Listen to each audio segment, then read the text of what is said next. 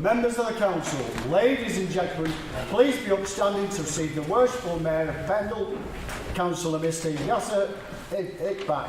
Thank you. Iqbal, sorry.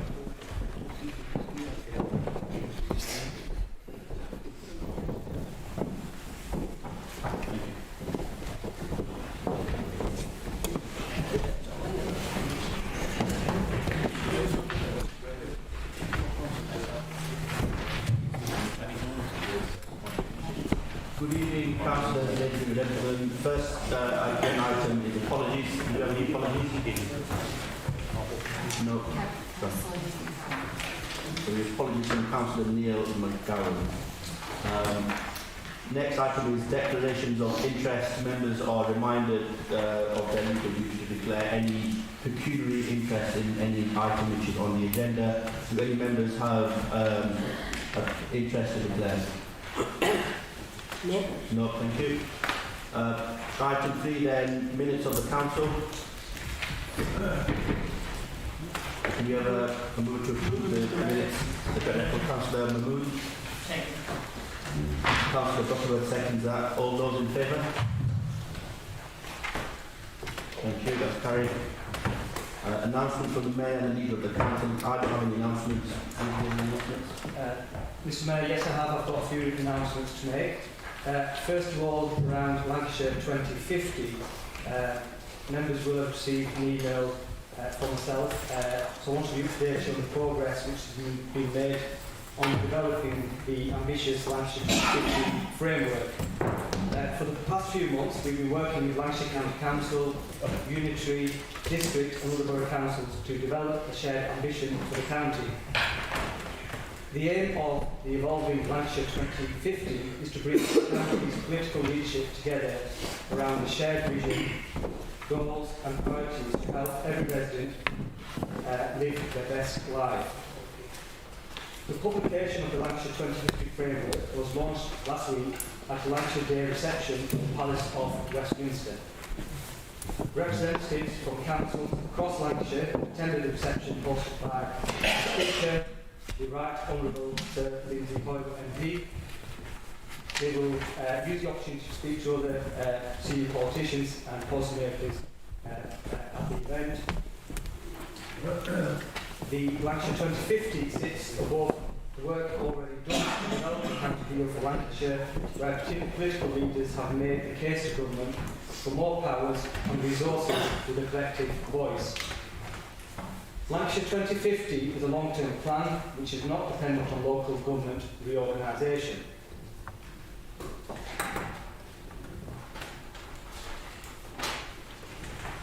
It aims to be beneficial in its own right through the collaboration and commitment of all partners, helping Lancashire to take control and bring decisions closer to its people. The framework highlights 8 priority areas where collaboration across the county can unlock opportunities and growth to benefit all. The areas where we believe we can work together most effectively are economic prosperity, transport and infrastructure, environment and climate, housing, early years and education, employment and skills, health and well-being, communities and place.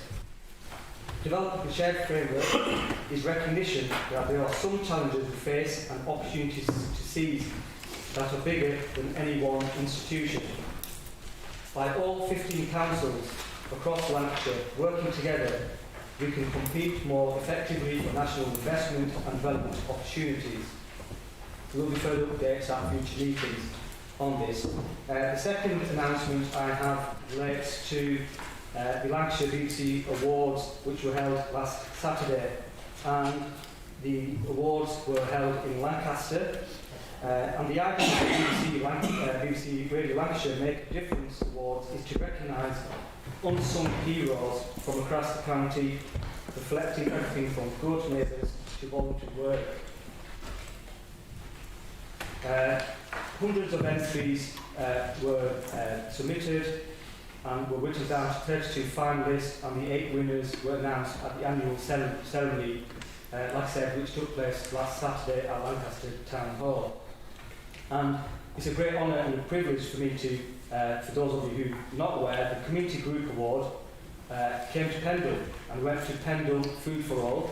Pendle Food for All is a food club which supports hundreds of people across Lancashire every week by providing cheap food which would otherwise have gone to waste. That's really fantastic news, and congratulations. I want to put that on record, if I may. And providing healthy food is not the only thing that I do. It's a place for people to stay warm, a place to call their own, and most importantly, a place where people are valued and listened to. Over the last 4 years, the organisation has helped 790 households, estimated to have helped 3,200 individuals. They currently see 100 households every week, so fantastic news, and congratulations to them. And the last announcement, again, a huge congratulations to Nelson Community Mosque, who've been awarded the Best Mosque Outreach Programme in the UK at the recent Beacon Mosque Awards 2022. For those of you, and most of you will be aware of this organisation, those of you who aren't, they deliver emergency food parcels, hot meals, every day throughout Pendle, doing fantastic work, like I said, throughout Pendle, and did some amazing work during the pandemic. So congratulations to everyone involved within the Nelson Community Mosque, and a real credit to Pendle. Thank you. Thank you. Councillor Wick. Thank you, Mr. Mayor.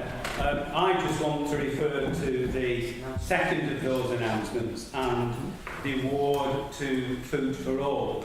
The most famous living resident of Ely is a young man called Carl, and if everybody in this chamber doesn't know Carl, I would be amazed, because everybody in Ely knows Carl, and he's an absolutely wonderful bloke. He was ever so proud to be holding that award in his hands the other day. He thought it was the bee's knees. So I'm delighted that our Food for All organisation has achieved the heady heights of winning that award. I don't think they got the top slot, but they nevertheless got a very prestigious award indeed. And Carl was extremely proud that he had played a part in that achievement. Thank you, Councillor Rick. Next item then is agenda item 5, questions or notice from the public to the leader.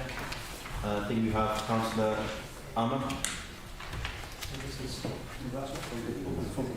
Sorry. So there's no questions to the public. Item 6 is questions or notice by members to the leader, committee chairman or representative of an outside body matters not otherwise on the agenda. Councillor Armour. Thank you, Mr. Mayor. Can the leader confirm that the sale has gone through of the Lewis Cemetery site, and what was the final cost including legal fees?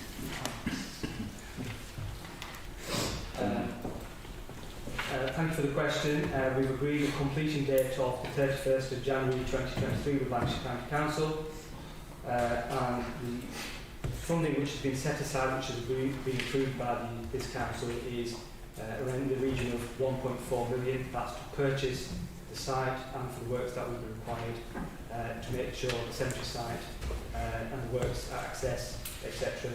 goes through. Thank you. Any supplementary questions? No. Sorry, Councillor McGregor. Thank you, Mr. Mayor. Would the leader agree with me that the council has made significant progress in securing significant cover for generations to come in the centres? So, rephrased. Significant progress in providing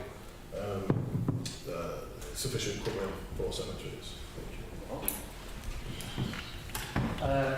Yes, I do agree with that. If we go back as to where we are today, where we were, say, when I became leader of the council last year, there was a real need to address the issue of shortage of centres, places, spaces, shall I say, in Pendle. And that's the reason I gave a commitment that we would work as an administration to try and our best to deliver on this, one of our key priorities. And the site is a big site, 6.3 hectares, which will make sure that this is a long-term solution for Pendle. And it was difficult. I think if we go back, we had numerous options in terms of sites which we were looking at across Pendle. We had to whittle them down, and some people will agree and some people won't agree on the site that we've chosen, but that's the decision of this council that we've taken. And I think the site will give us an opportunity to make sure that our loved ones have a suitable site and we can give a dignified burial space in an attractive environment for our residents.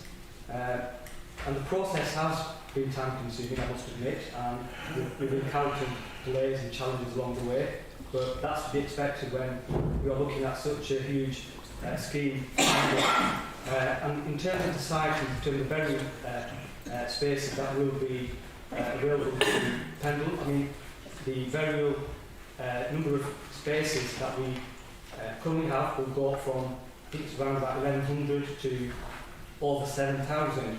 And from recollection, I think the burial space that we are projecting for this site, we're looking at a region of 7,400 spaces. So, yes, I agree we have made progress and we need to make sure that this is concluded speedily and efficiently as possible. Thank you.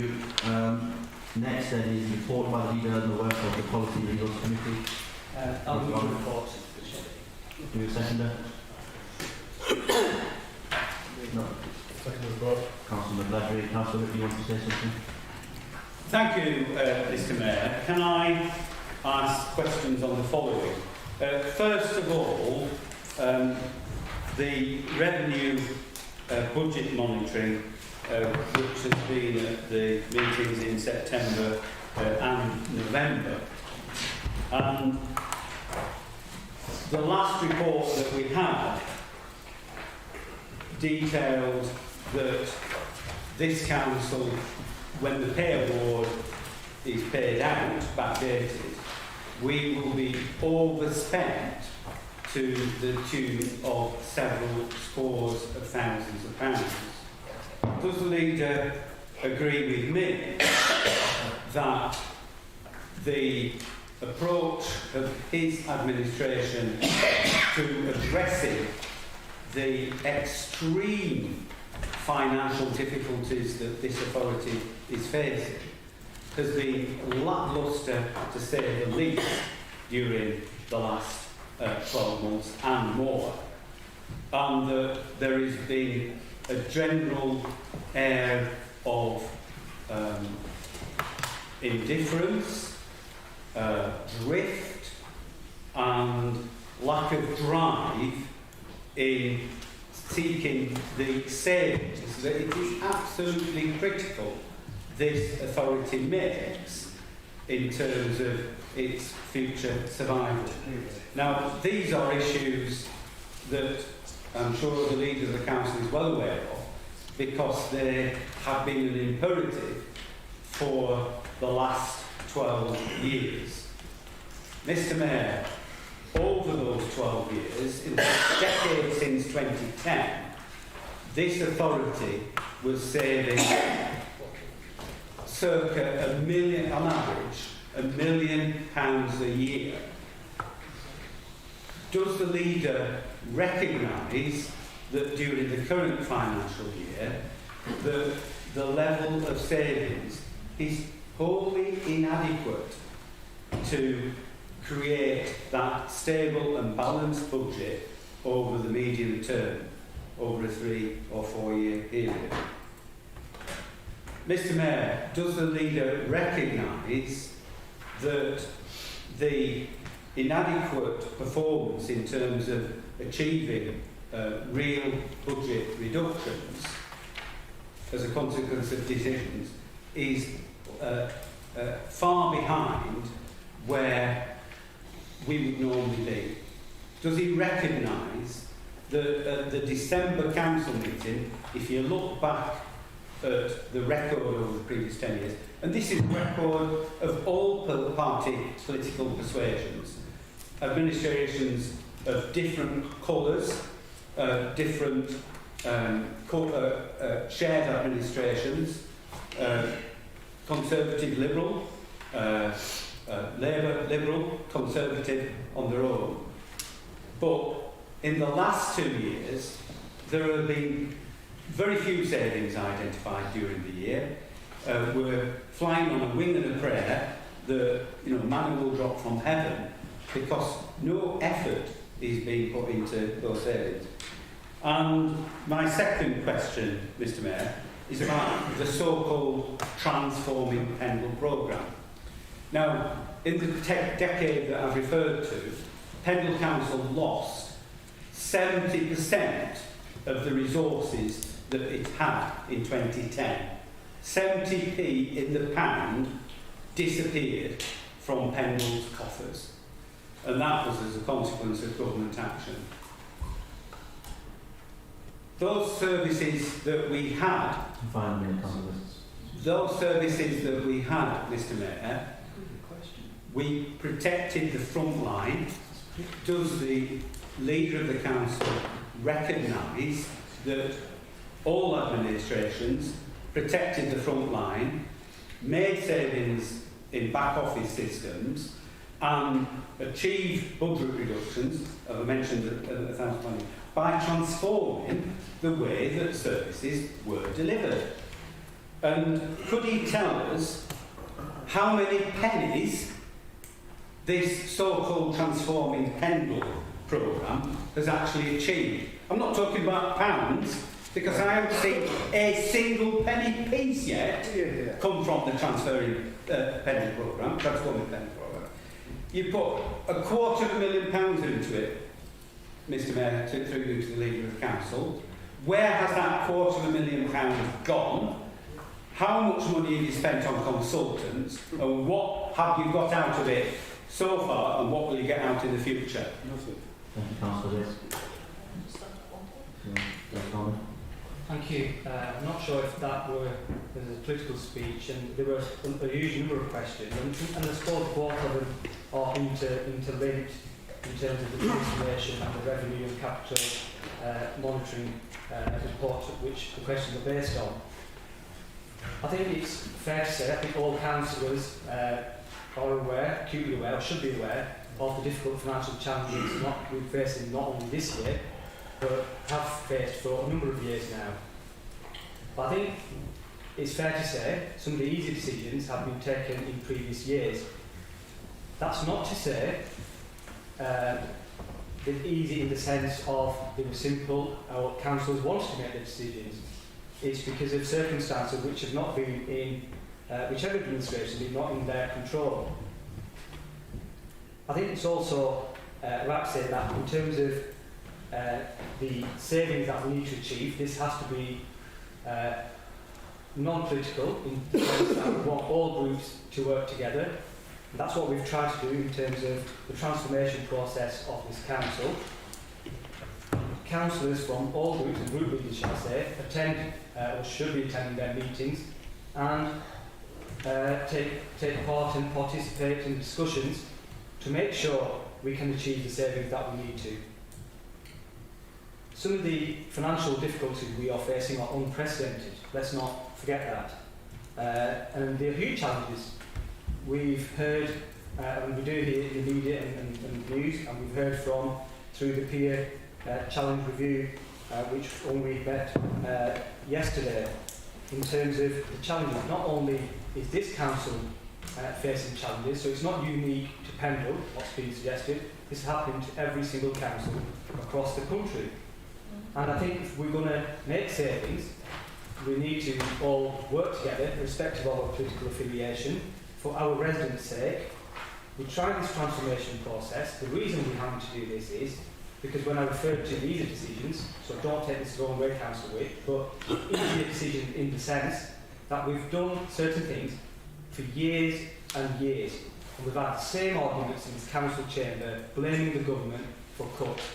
That isn't going to get us anywhere.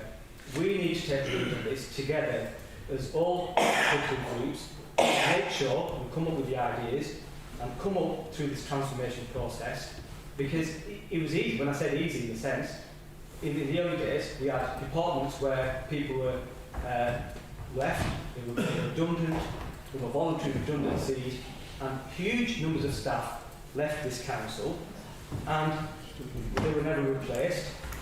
But they were the easy decisions in the sense that the councils didn't have to make their decisions. They were done through the natural course of people leaving the council. But we've come to a stage now where we no longer can do that because we don't have the staff. We can't lay off more staff than we've got. We're already limited in that regard. But the only way we have to do that is now to make sure our departments are robust, and that's through this transformation process. So we're working with our managers, our chief exec, and I would welcome the suggestions. I mean, Councillor Wick was challenged only yesterday to say, fine, if there's discussions and ideas, bring them to the table.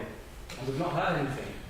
But this transformation process that we've been saying all along isn't a one-year process. This is a 3-year process, and we will make the saving, the necessary savings that we need to. Thank you. Councillor Coleman-Price. Yeah, thank you, Mr. Mayor.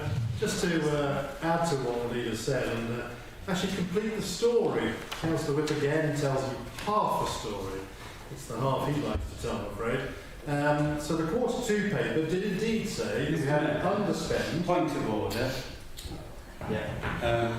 Mr Mayor, this is questions to the leader, not statements by Councillor David Cole. Yes.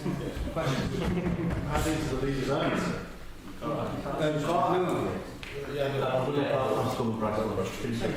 Mr. Mayor. So yes, the underspend that was recorded in the Q2 results of 43,000, if you did backdate the paid review, that would lead to an £83,000 overspend. However, that overspend includes the 250,000 of the budget savings, which basically reverses it to 167,000 of savings. All those savings have been made by looking at the various base budgets, making changes in the way the departments are working, and that is what the transformation process has started. The transformation process, by the way, as that Q2 paper said, only spent 59,000 of the 250,000 that was budgeted. So that's the exact fact on that one. As the leader said, the idea that you can save £1 million a year ever more is not possible if you keep doing the same thing. The status quo cannot continue, that's it. There's no point voting for a status quo because status quo means that the council will essentially go bust very quickly. The whole idea of if you take Neil, Rose, Richard, etc., and all the work they're doing in their departments to make them with fewer resources to try to operate in a different way, the negotiations going on with Liberator, the restructuring of the environmental services team, etc. All of those things are required because you can't just keep saying chop 10%, chop 20%. It's those choppings done by the previous administrations, and as you say, all parties took part in that, so I'm not blaming anybody, but everybody took part in doing the reductions that were possible. And that meant that we're now in a position where many departments are really, really struggling. We talk a lot about the planning department and their lack of resources. Well, yeah, that's because they keep on having to be cut. What we're looking at now is to say, how do we do that differently? That's one of the reasons why we wanted a planning committee, to make their time more efficient. So putting in place all of those as part of the transformation process is the only way that this council will survive to be able to provide good frontline services. That's what we're all about for the transformation process. Thank you, Councillor Bryce. There's no other speaker, so that's just a noting. Next then, item 8, planning matters. Before we start the planning matters, just like last time, I won't read out the full title of each application, and next to each application there's a page number to the right hand side, so if you get lost, it refers to the page number on the right hand side. Secondly, if there's a motion or there's a recommendation, can members please state what that recommendation is, whether it's to approve, refuse. I think what happened last time was that it's members simply saying approve as recommended. So if you can please just set out clearly what the recommendation or the motion is, whether it's to approve or refuse. Thank you.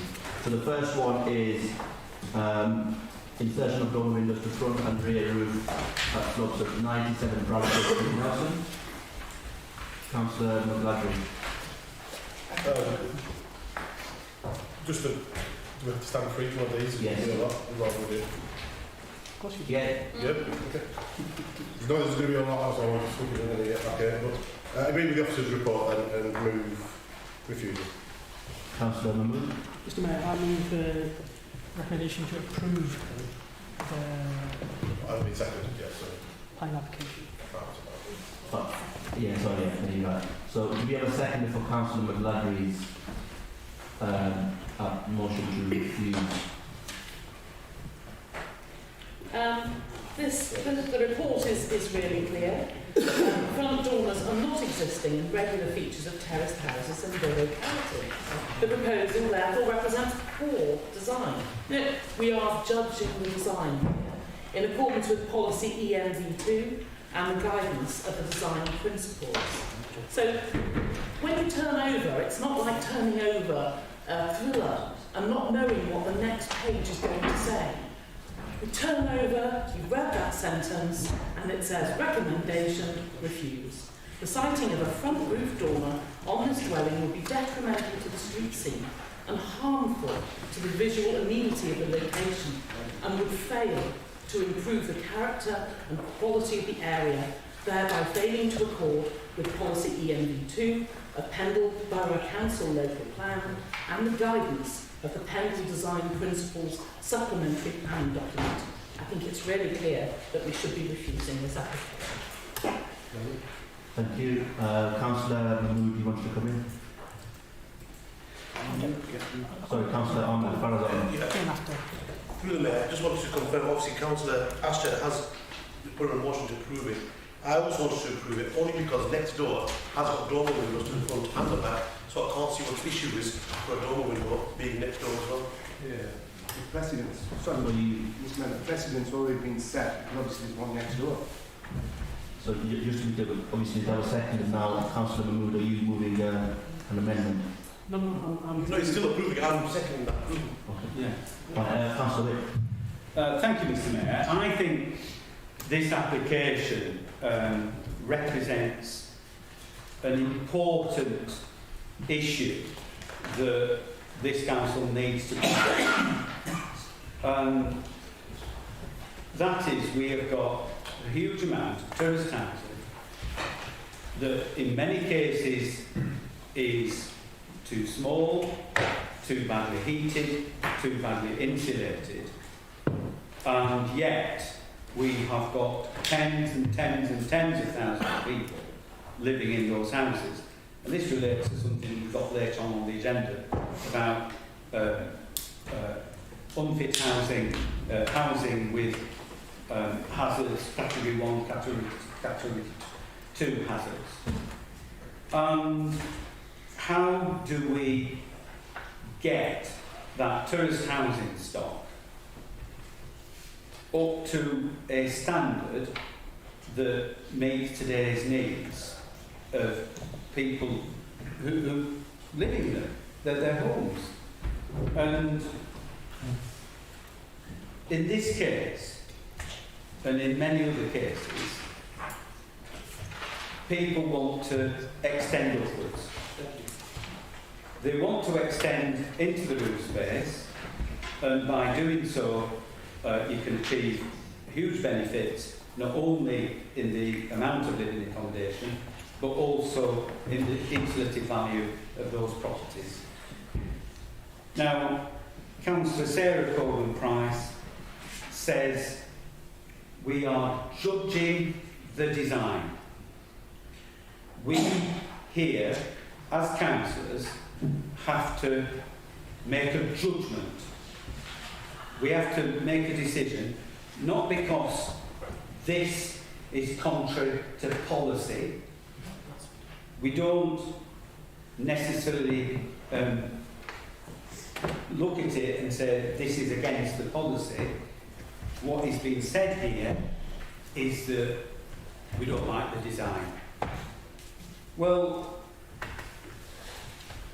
Mr. Mayor, my judgment is the design is fine. We haven't got a conservation area here. I'm not sure whether Councillor Coleman-Price, Sarah Coleman-Price, will be branding these people as criminals who wanted a dormer. But not the conservation area, it's simply a matter of judgment and whether, on balance, it's okay or not. I went to have a look at this one. I noticed what other properties in the area had, and I see no fault with this. I'm going to support the approval. I hope everyone in this council chamber will support the approval, because every one of us, as individuals, has to exercise their judgment. This is so important, because looking to the future, how on earth do we get that tourist housing stock up to a good enough standard to be well heated, well insulated and livable? And I think this is one way of doing so. And this entrenched attitude of no, you can't have a dormer, no, you can't have a dormer, no, you can't have a dormer, I think is fundamentally flawed. And I urge every single one of us, use your judgment, vote in favour of approving. Don't mean to say we vote to approve all of them. In some cases, conservation areas, I would stick by the policy. I would also look at the policy and say, well, we haven't got the right policy because X, Y, Z. But as for this one, I think it should get approved. Thank you, Councillor. With Councillor Iqbal. Yeah, thank you very much, Mr. Mayor. Mr. Mayor, it's very easy for Councillors McGladrey and Coleman-Price to sit there and move for refusal. I mean, without actually finding out why people are wanting door windows. I mean, Councillor McGladrey is a proud member of the Conservative Party. What he's failing to do, and what his government have failed to do over the last 12 years, is address the overcrowding issue in some of the terrace streets that we've got. Yet he simply sits there and jumps up at the first opportunity on behalf of his party to move refusal on a dormer application. The fact is, and let me just refresh his memory, he wasn't on the council. Maybe he wasn't aware of the Housing Market Renewal Fund that the last Labour government brought in to address some of the issues that terrace houses had in Pendle. And in wards that I represent, there was an issue. But thanks to his government, to his Prime Minister at the time, when they got elected in 2010, the first thing they did was axe that Housing Market Renewal funding. So you had blocks of houses, and he simply needs to drive up Leeds Road and have a look in case he doesn't realise what Housing Market Renewal did or didn't do, and realise that you had a block of houses that was happened to be done in 2009, in 2010 when the Tories took over the government, that the next blocks were axed. So it's all good and well for him to sit there and nod out his very warm house where there's plenty of accommodation, but he does nothing to address the overcrowding, and maybe he needs to wake up and smell the salt. In terms of Councillor Coleman-Price's track record, we're all familiar, and it's been well documented, that she thinks that anybody applies for a dormer is a criminal. In a So conservation. less sedimentary Yes, from it's Councillor shady. Corbyn Price. Mr Mayor, I would urge all colleagues to reject the Conservative proposal and support this one. Thank you. Councillor Barnoldswick. Just for the record, that isn't a Conservative proposal. Maybe a Conservative councillor who's moved the recommendation, the motion, because as we all know, planning is a matter of a councillor's individual right to vote whichever way they wish to. I certainly as leader won't and don't ask my group to vote in certain ways. It's entirely up to them how they decide to vote. I'm not sure how the groups work. That's their decision. I think we need to be careful here. We're discussing a planning matter. I think we should stick to the planning application in hand and not lose sight of what we're actually discussing. We might not agree with each other. There might be reasons. Clearly, there's different arguments being put forward. But I think rather than having this personality clash or individuals naming the individual, this is a planning matter. And we have a duty to make sure we stick to the planning reasons and planning reasons alone. I've served on the Elson Area Committee for a number of years, and I've always been, generally speaking, a supporter of dormer windows. Some of my colleagues have different views, that's fine, no issue there. And I generally have, my track record shows that I've generally supported dormer windows within reason. But I think we need to be careful that we stick to the planning applications at hand. Thank you. Thank you, Councillor Ahmed. Councillor McGladrey. Yeah, thank you. I told the words quite carefully in moving the motion to refuse. What I said was I agreed with the officer's comments, and somehow councillors have gone and turned it into a political agenda. The officer's comments that I agreed with was that the sighting of a front dormer in this dwelling would be detrimental to the street scene and harm to the visual amenity of the location. And that's what I agree with. His speech is about everything else, just absolutely totally irrelevant to the point that I was making, and that I agree with the officer's comments. Because Neil Watson, whoever wrote this, wasn't saying that this is what the Tories want to do. He said, the officer said that it's a detrimental impact on the street, and I totally agree.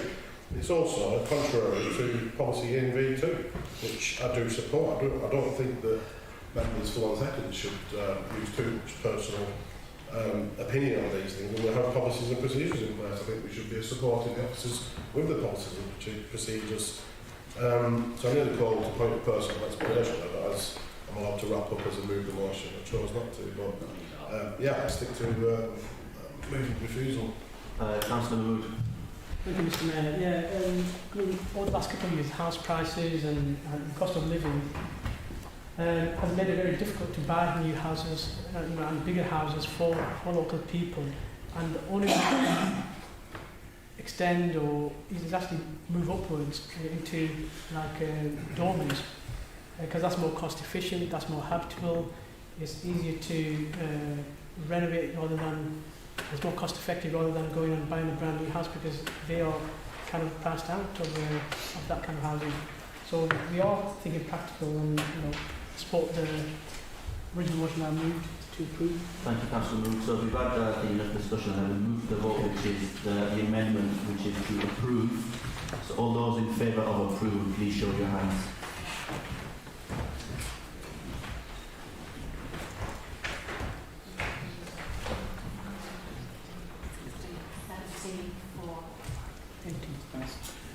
And all those against?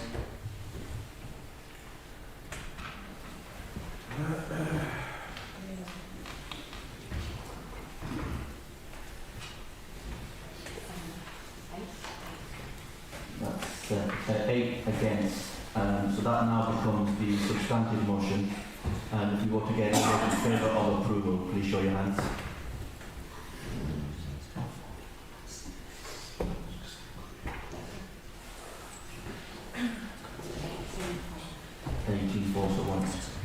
All those against?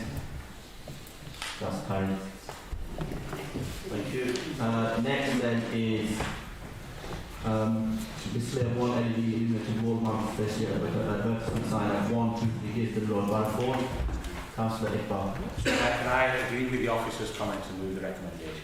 Which is? to refuse. So there's have you got a seconder? I'll second that, Mr Mayor. Any other speakers? No, so we simply move to the vote, which is to refuse the application. Excuse me.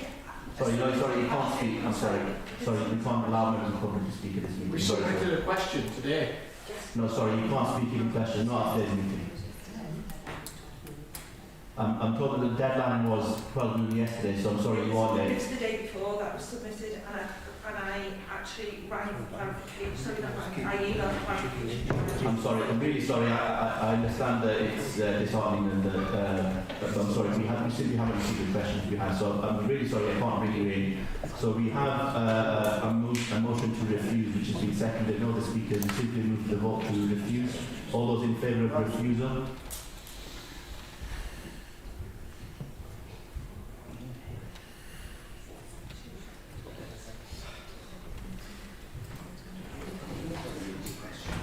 All those 17 again for refusal, all those in favour?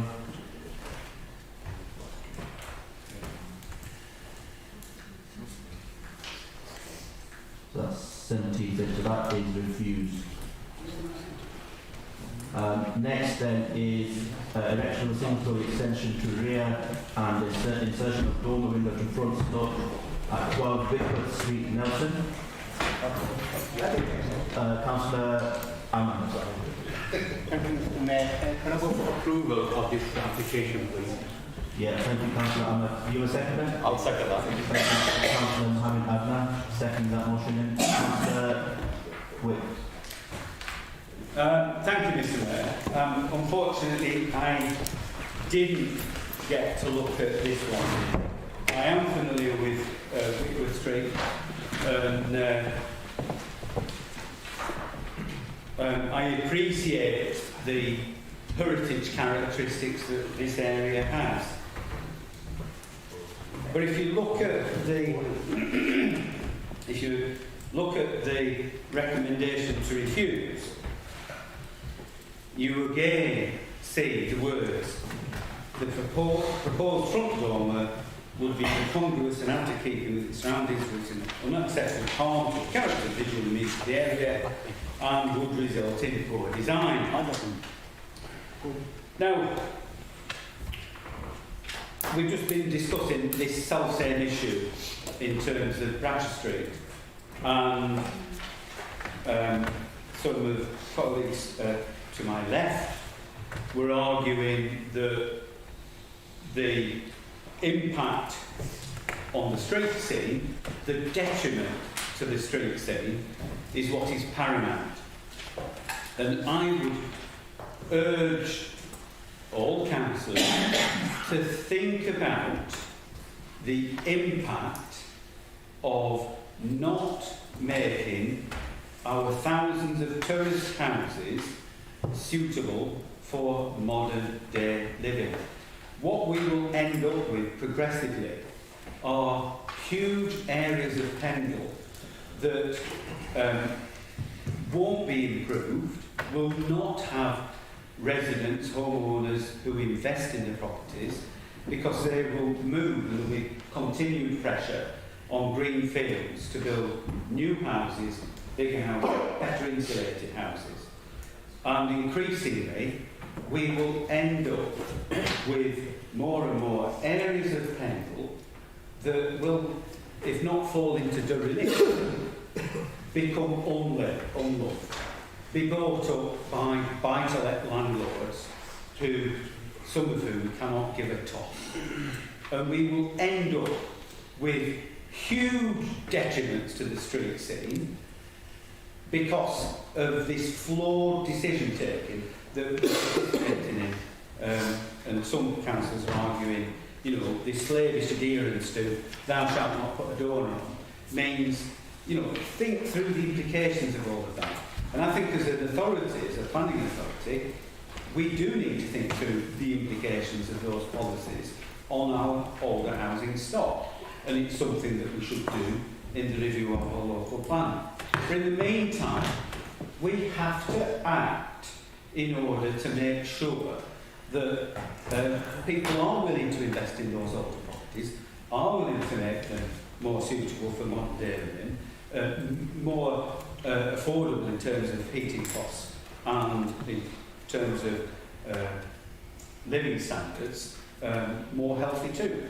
And I think this is fundamental to the discussion. Councillor McGladry was saying, oh, well, you know, you're talking about a lot of stuff that's not to do with it. It is exactly to do with it.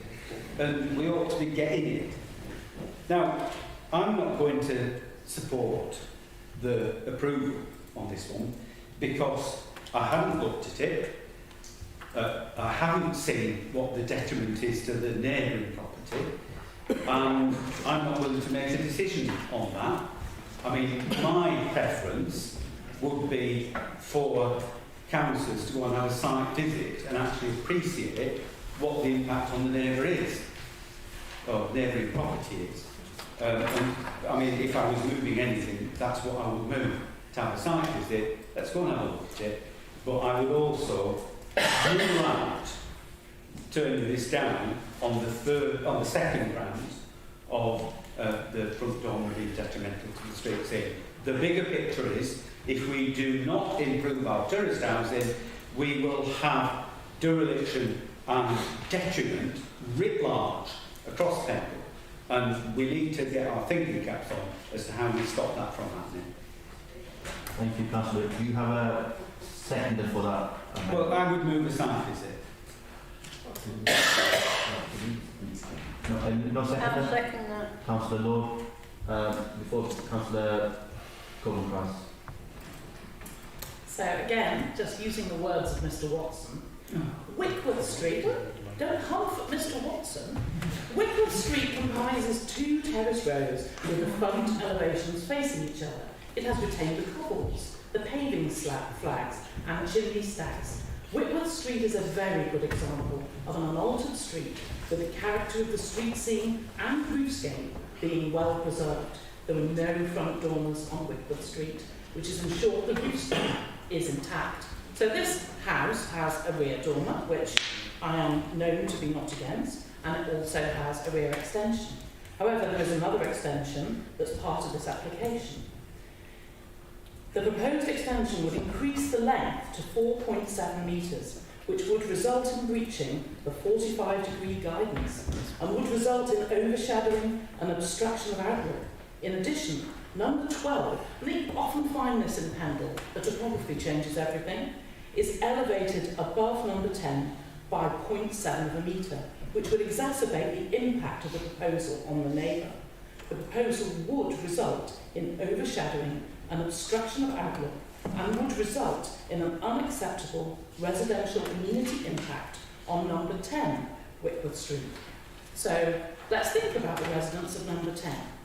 And in conclusion it says, the proposed development will be overbearing and oppressive, strong word, to the occupant of the neighbouring house. The proposal would have a negative impact on their residential immunity and would be unacceptable in this respect. The proposed development would be contrary to policy ENV2 and the design principles SPD. So we've heard a lot in long speeches about how we don't care about our local plan or the rules that we have locally.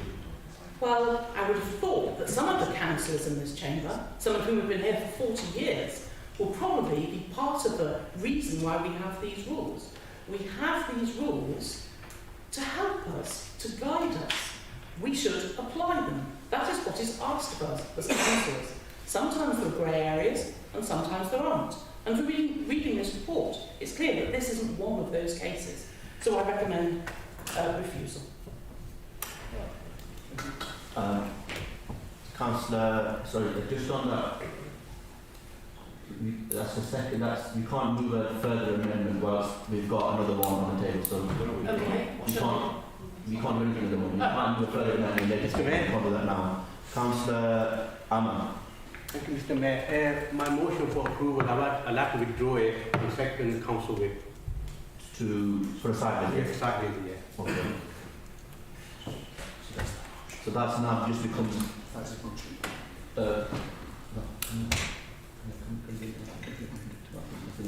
So now we, the only motion now is to amend, for a site visit. Yeah. So that's the only motion on the table. So we're going to, at the moment, which has been, I think Councillor Corbyn Price wanted to mention something. So if you want to listen to the option. So I would read an amendment to refuse. So, you have a second? Councillor, it's okay. So we will, Councillor Ashraf. Okay, go sorry, that's No. We're now going to vote on the amendment first, which is to refuse. Mr. Mayor, can I respond to the debate, please? Yes, with the final right to have a final say. Yeah, Mr. Mayor, I was very careful to say that the dormer, the reason for refusal about the dormer, I am rejecting that. I said I hadn't been able to see this one, and I wouldn't have been able to evaluate the impact on the neighbouring property. Now, Councillor Sarah Coleman-Price somehow managed to twist my words. I think it's entirely reasonable, even from those who just want to reject this out of hand, to agree to go and have a site visit, and for us all to look at what those implications, what that impact would be. It's the sensible thing to do. And I would just urge councillors, please, let's do the sensible thing. Thank you, Councillor. So we're going to now move to the vote, which is the amendment first, which is to refuse. So all those in favour of refusal, please show your hands.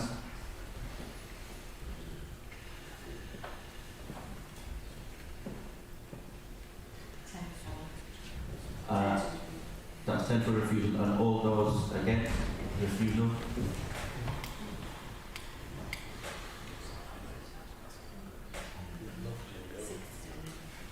So that is lost, and now we come back to Councillor Witt's motion, which is for a site visit.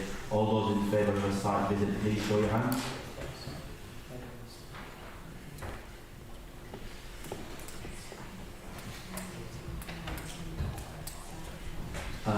All those against?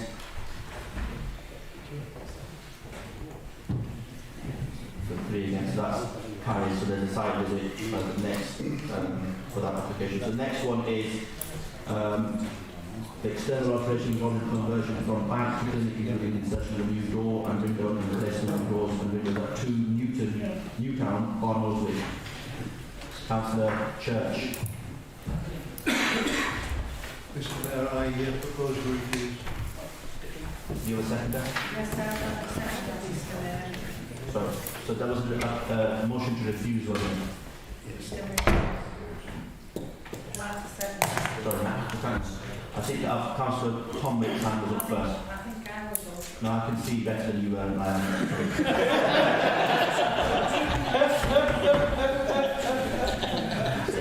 So, Councillor Church, I'm sorry if that didn't come across, I didn't mean to do it, but Leave your sarcastic remarks out. No. This is a council chair. I'm sorry, but as I said, his hands up first. This would be live stream, so you can check afterwards. So, sorry, Councillor Witt, before I bring you on, Councillor Church, we just need some grounds for refusal, please. I can bring that up if you like. Yeah. So, Councillor. First of all, I'm sure your comments made were more about your seating position rather Yeah, it was. Yeah. Yes, Mr. Mayor, I would like to second Councillor Church's motion to refuse this. And it is on the grounds that this, in effect, is a change of use from a bank, whichever use case that is, to a clinic, which I think are very different use cases. I'm not sure what the technicalities are, but I just find the reasons. But the reason in principle from us as ward councillors is that the use of this space as a clinic in Barnoldswick is highly controversial. The building is not an accessible building. It does not have adequate drop-off space or indeed parking for the doubtless many disabled users of such a clinic, and it would not serve the needy residents properly. Mr. Mayor, the NHS, and it's the property services branch of the NHS making these is not taking into account the local needs of people in Barnoldswick. The use of this space is treatment rooms that are currently being done in the Lord's Clinic. And because that building is absolutely derelict, obviously it needs to go somewhere. And for some reason that we have no idea why, they've chosen the Old Yorkshire building. Mr Mayor, it is, in our opinion, not a suitable building for this use class, and therefore we move to refuse. Thank you. Thank you, Councillor Wynne. Before I bring you in, can I bring in Mr Watson? I think he... I was going to make... And before you, Councillor Purcell, so... No, just one clarification. I think my understanding is the use has been established use. It's just the external alterations that we're looking at. But from what the recommendation would be, really the recommendation, which is not quite right. Yeah, and I think that's what Mr Watson said on that point. Is that what you were going to say, didn't you? Chairman, the old use as was A2, and the new use would be a D2.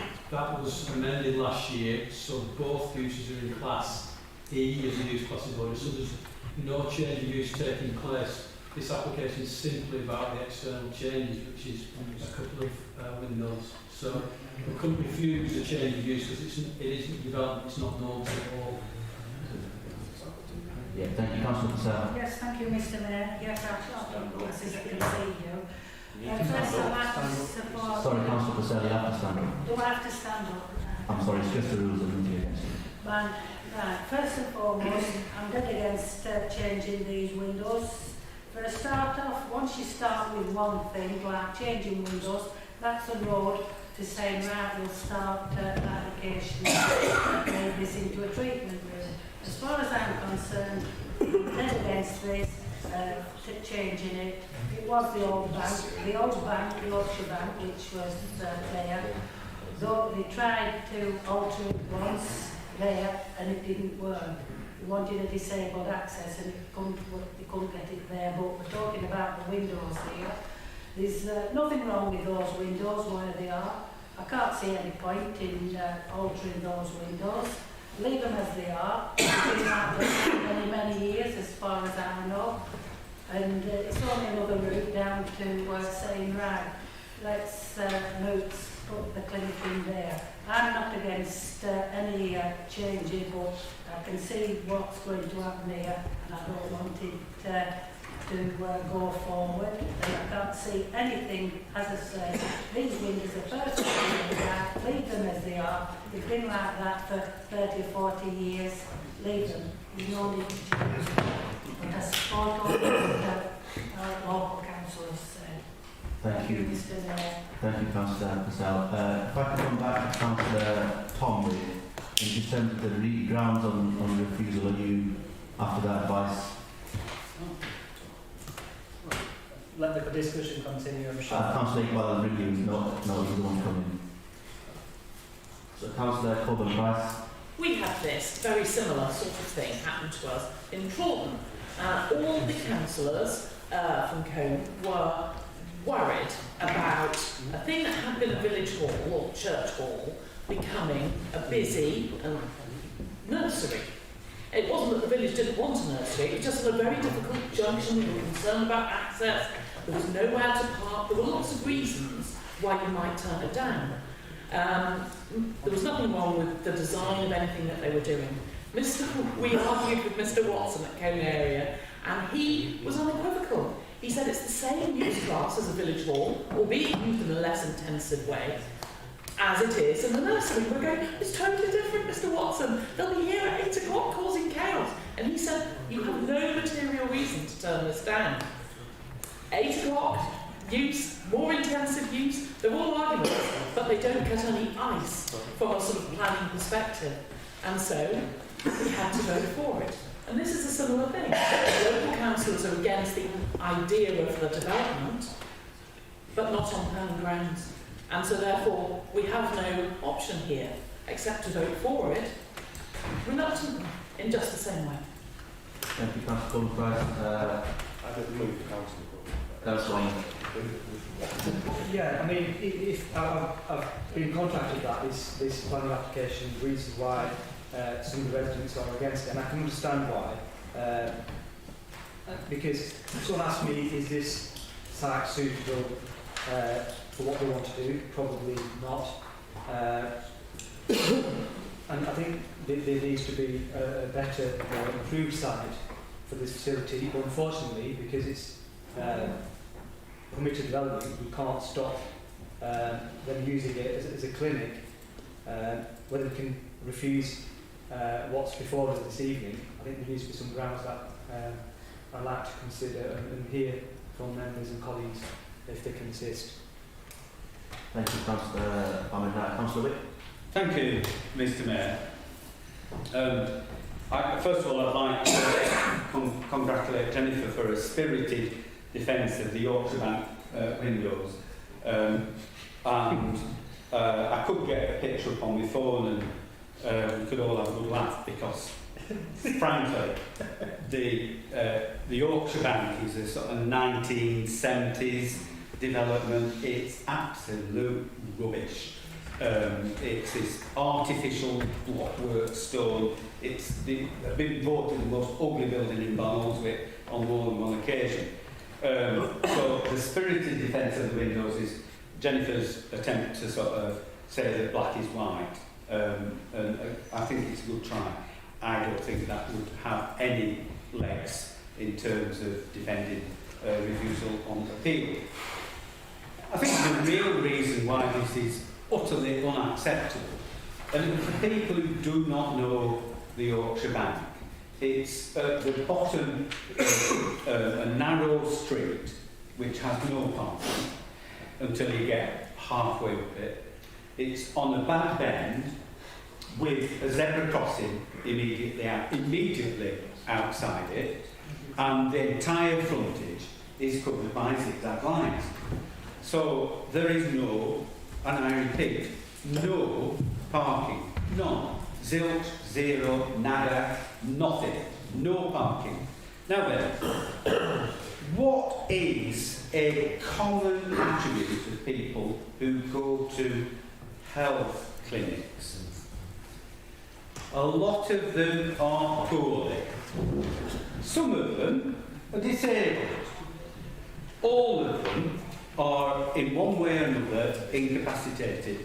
So think about it. When we run somebody to the surgery or the clinic or the hospital, what do? We drop them off as close as we can to where they're going to. And what's going to happen here? Well, we've got a car park a couple of 100 metres in that direction. We've got a car park a couple of 100 metres in that direction. We've got loads of double yellow lines immediately next to the zigzags, immediately next to the zebra crossing.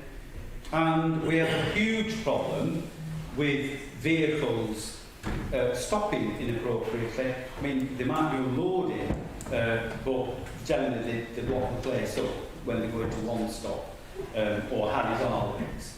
And if you don't know where I'm talking about, then really you shouldn't be voting on this, because if you don't understand what the problems are, I don't think you're qualified to make a decision on this. So that is the real reason why this should be rejected, because there is inadequate, and it's what Councillor Palmer said, the access, the parking is inadequate for the potential users of this building. And that's what we should be thinking about. Now, the wider issues, the inadequacy of trying to use this Yorkshire Bank postage stamp building. It's such a tiny building that the bank found it very, very difficult. We know people who worked there in the past before it closed. So we know what we're talking about. It's wholly inadequate. This council made a decision on that quite a few months back when the NHS propositions were carrying out a so-called consultation. And this council were unanimous in saying, oh, no, stop. You're on track here. We offered them a plot of land. We said, You can build a big new health centre, all singing, all dancing. We offer them a plot of land, and they just, you know, I was going to say stuck two fingers, but I can't say that. They just ignore entirely. And Councillor Demarmid said some residents are against this. It's not some residents. Every single person who has commented about this is absolutely appalled and dead against it. Councillor Sarah Coleman-Price, we have no option but to vote for it. Well, I'm sorry, but if that's the sort of democracy that we're living in, I don't think a lot of us want to participate on those terms. We need to say firmly to the NHS Property Services and all the cohort of different stakeholder groups that they have, is we want a decent health centre in West Craven. We want it as soon as we can, and we are not going to be fobbed off with a former Yorkshire bank that is utterly inadequate, totally inaccessible, and no good for local residents. Vote it down tonight.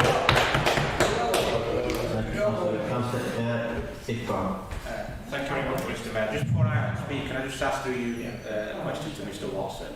In terms of the change of use issue that you flagged up, Neil, was that a change of use policy that was agreed by this council, or was it the government's change of policies that you're referring to, in terms of the classes of use? It's a national thing. It's a change to the actual use classes order. So it amalgamated the former shops and some of the assembly and leisure. So the NHS can go and occupy that building tomorrow with this perfectly law. Thanks for that, Mr. Watson. I mean, I just think we needed to clarify that, Mr. Mayor, in case some people thought it was this council that had changed our policies, but obviously it's come from national government, and this is not the first time that this council has been caught up in such issues. In terms of the actual application, I mean, if you look at the people that are, and I'm aware of where the former Yorkshire Bank is, or how it is to Barnoldswick, and I agree that this clinic is in the wrong place, but that debate, and I think Mr. Watson wouldn't even bother going to appeal if we were simply going to say the grounds for refusal that my colleagues were trying to move. Fundamentally, I agree with the point that they're making, but Mr. Mayor, if you look on the consultees' responses, right at the bottom of page 16, Councillor Patel's good friends at the County Council have said that no parking is available with this application. However, given the site's sustainable location, this may be considered a car-free development. And I think we've heard from Councillor David in terms of why it would be a car-free development. So I'm just trying to be pragmatic and trying to find a way forward to ultimately get to where we all want to get to. May I suggest to the movers of the original motion that we defer this for further discussions with the applicants and the County Council, because I think the NHS needs to hear it from elected members face to face, because I'm aware of the long-running campaign in West Craven for health facilities in Barnoldswick, and the NHS have failed miserably over a number of years, and I think they need to hear it face to face from not all councillors, but I'm confident with the West Craven colleagues that can tell them exactly how they feel on behalf of this council. And I think that may ultimately get us to where we want to get to, Mr. Mayor. But rather than refusing this on reasons other than what you can, they'll simply go to appeal and they'll just wipe the floor with us. That's my opinion. I'm just suggesting that to Councillors Church and Wynne. Don't try and justify if they don't. Before I bring Councillor Sutcliffe in, I'll let you think about it and bring Councillor Sutcliffe. Thank you. I actually agree with what Councillor Iqbal's just said. The use class is existing. We can't do anything about that. We're here to look at a decision whether to approve changes to doors and windows. They could use the building as a thing tomorrow if they so wish. The decision is quite simple to me, that it's an approval or a refusal on the windows and doors. And I feel sorry for the people that have spoken about this in their local area. I agree with you, I think that you deserve a better clinic, but that's a conversation that needs to happen between the NHS and the owners of the building and the provision for that. So I would absolutely support that, and whatever amendment takes place, if you would like me to move something in doing so, to defer this for a conversation to take place, I would be willing to do so. If you smile and give me the nod, then I will do so. Right, okay, then second that. I will move a deferral for a conversation to happen with the NHS then, if that's... You will do that, okay. You will second that. Mr. Mayor, I actually moved it. I was offering the proposal to the colleagues first to withdraw that, saying they can move it then. So fine, are you accepting the amendment that was being put forward, Councillor Church? I agree with Councillor Iqbal entirely to defer this as he's suggested. Thank you. Mr Mayor, just to clarify, the proposal is now from Councillors Church and Whip, because my suggestion, they've accepted it, and it's their motion. So there's no amendment motion on the Councillor Whip. Mr Mayor, we've now got a different bit, so I can speak again. I think just one little bit to add to it is that we, as well as having a deferral for discussions with NHS Property Services and all the rest of the NHS and the County Council, that we have a site visit as well. Yeah. Are you accepting that, Councillor Church? Yeah. So that, thank you. So that now becomes the. Yeah, just to say, agree with a lot of things which Councillor Wood said in terms of, yes, there needs to be a better site for the clinic, and some of the difficulties in terms of the building. I heard yesterday there was some builders working, were parked on the road, below out of the park, causing utter chaos. And yeah, I totally get it. So I think what's being proposed now is sensible. I think we need to have these discussions and hope we can make some progress and find time and do justice and do the best for the residents of Barnoldswick. Thank you, Councillor. I'm going to go straight to vote now, which is for a site visit and for a deferral. All those in favour, please show your hands. That's carried, thank you. Now we go on to part 2. 14 Henley Court by 4 Councillor Iqbal. I'm happy to move the officer's recommendation to approve. I'll second that, Mr Mayor. Moved by Councillor Iqbal, seconded by Councillor Ahmed. All those in favour? That's carried, thank you. Next is Hyde Park Barn Social Fund. Move that one, Mr Mayor. Officer's recommendation to approve. The motion to approve. Councillor Iqbal has seconded that motion. Any speakers? No, all those in favour? That's carried, thank you. Next is demolition and erection of single storey side and rear extension at 8 Whitcroft Avenue by 4 Councillor Recommendation to approve. Recommendation to approve. Is there a seconder? I'll second that. Councillor Ahmed. Thank you, Mayor. Any other speakers? No, all those in favour? That's carried, thank you. Next is erection of 9 dwellings and lands north of Turning Crook Mews Combe. There, Councillor Sutcliffe. I'd like to move officer's recommendation for approval. Thank you. Move for approval, Councillor Salter. Is second motion. Any other speakers? All those in favour? Thank you. It's carried. Next is erection of 2 patrol garages as garage site on the north-east of 31 4th Class St Paul's Walk Nelson. Councillor Ali. Move for approval as per the recommendation, Mr Mayor. I'll second that. Councillor Aslam second that motion. All those in favour? That's carried, thank you. Next is 39 Nelson Cole College. Councillor Iqbal. Councillor Mahmood. Move recommendation to approve. Thank you. Moved by Councillor Iqbal. Any other speakers? No. All those in favour? That's carried, thank you. Next is 60 Moore Street, Nelson. Councillor Ashraf. Mr Mayor, thank you. Can I move to approve this application? And there's already precedent sent, there's already dormers around on the same street. So can I move to approve that, please? You have a seconder? I'll second that. Councillor Faraz Ahmed. Thank you. Any speakers? Councillor. Can I just rise in support of approval, Mr Mayor? Not in the conservation area, and we've heard all the arguments for and against earlier in the meeting. I think we should be allowing this sort of thing to happen. Councillor Tom Whip. Thank you, Mr Mayor. I'll echo that. Councillor Sarah Corbyn-Price earlier said the rules are there to guide us. I think I'd like to remind all councillors that we are here to guide the rules and choose when we can choose to break them if we wish to do so. And I think it is important to think of the future of our housing stock in Pendle. And the rules about dormers are outdated, then maybe we should get them changed. Thank you. Thank you. Councillor Coleman-Price. I just have to say, we are guided by the rules. That really is the point of planning law. And the conclusion here in the summary says, the proposal therefore represents poor design and fails to accord with policy ENV2 and the guidance of the design principles SPD. And recommendations refused, which I would like to. Is that something else that I need to do? Substantive motion or something? Are you going to refuse or Yes, yes. You have a seconder? No seconder? Councillor McLeod? Any other speakers? So there's an amendment to that, amendment to refuse.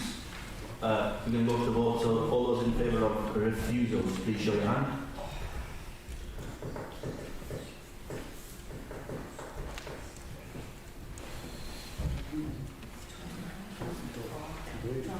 That's 12 to refuse, and all those against?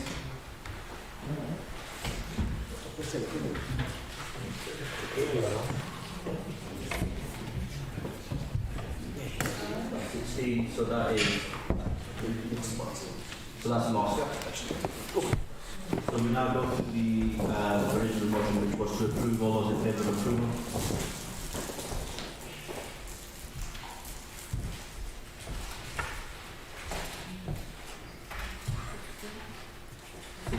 And all those against approval? 17.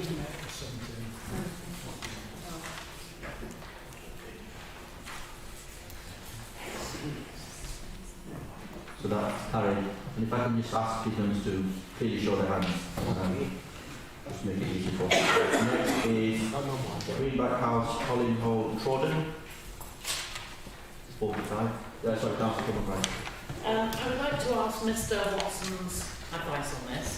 Obviously, he will remember that we lost in Trawton a garage that had windows in UPVC, so you could extrapolate that this is the same.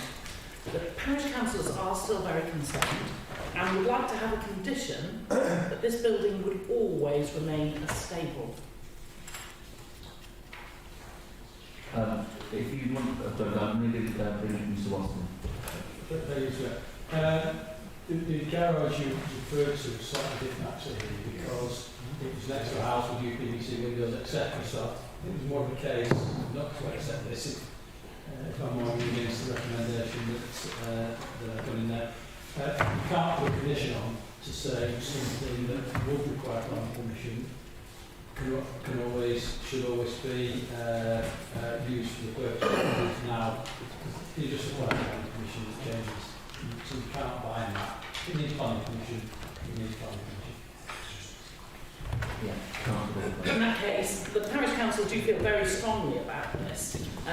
They are very, very protective of the conservation area within Trawton, which is the whole of Trawton. It's Holland Hall, Wine Wall, Collar, Cotton Tree. It is a large conservation area.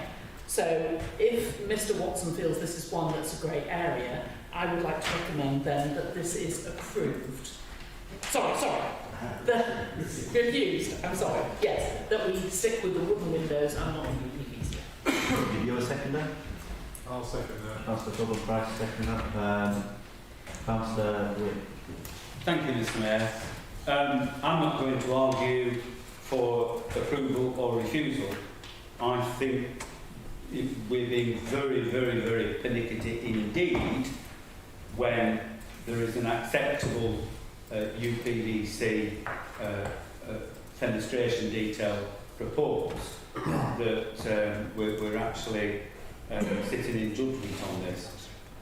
But seeing as how we are, I would propose that we actually know what we're talking about by having a site and actually appreciating on the ground exactly what it will mean if we do X or if we do Y. Not making a judgment on the application. Let's go and look, and then we know what we're talking about. Thank you. Do you have a second for that? I'm happy to second. Thank you, Councillor. Councillor Iqbal, you don't want to speak anymore. So there's no other speakers? No, so we're going to go to the amendment, which is for a site visit. All those in favour of a site visit, please show your hands.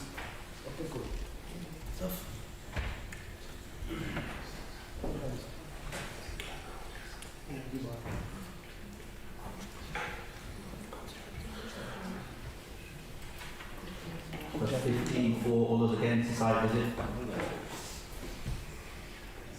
How can you be against the site visit?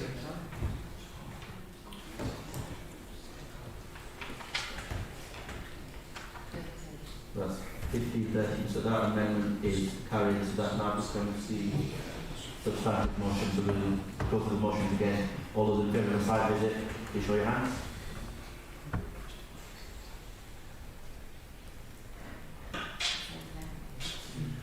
Then all those against?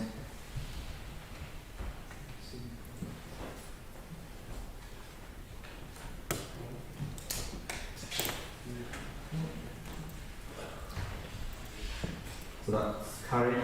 Thank you. Next is page 47, Castle Floor, Francis Avenue, Barnoldswick. Can I move the recommendation as set out? Which is? To discharge the conditions. Do you have a second? I'll second that. Councillor Aslam, any speakers? All those in favour of Councillor Ahmed's motion? That's carried, thank you. Next is page 5085, Charles Street, Nelson. Councillor Iqbal. Mr Mayor, I understand there's been no objections received so far, so I move to approve. Do you second that? Councillor Ahmed. I want to second that, Mr Mayor. Thank you. Mr Mayor, happy to support this. I just want to flag up another planning in principle proposal that we got for Manchester Road, Barnoldswick, adjacent to Letcliffe Lane, which I flagged up at a previous meeting of the council, where it has not come on any agenda. I think we get 3 weeks to respond to these, so I assume that it's been accepted by default. But I raised it before. Nobody has mentioned it. Where on earth has it got to? Thank you. Any other speakers? So there's a Councillor Iqbal's motion to approve. All those in favour of approval, show your hands, please. That's carried. Thank you. Next is page 51, Regional Single-Story Re-Extension 83 Charles Street, Councillor Iqbal. Yeah, say again, Mr Mayor, no objections, so move to approve. I'll second that. Councillor Aslam. Don't shout out loud. Sorry, you second. Councillor Colcross? Oh, sorry, you're going to go for the vote. All those in favour of approval? That's carried, thank you. Next is 17. Point of order. Yes. Please, can the mayor be shown a bit of respect? Whoever wants to second it needs to put their hand up and not to shout by sitting and shouting out. Yeah, thank you. So I think all the members have heard that. So if anyone wants to get my attention, if you could please show your hands and if they could stand up, that's even better. So there's no confusion. You have a right eye, bad eye, you just mentioned at the meeting already, so you No, sorry, Councillor. good eye. I need to get into the light. So we're going to move on because this is getting serious. We are going to move now to page 52, I think we're on. 17 to 19 Ethel Street, Barnoldswick. Councillor Wick. Thank you, Mr Mayor. Can I first of all point out that the pagination on the pink sheets is different to the pagination in the reports. Therefore, I'm sorry, Jay. It's not your fault.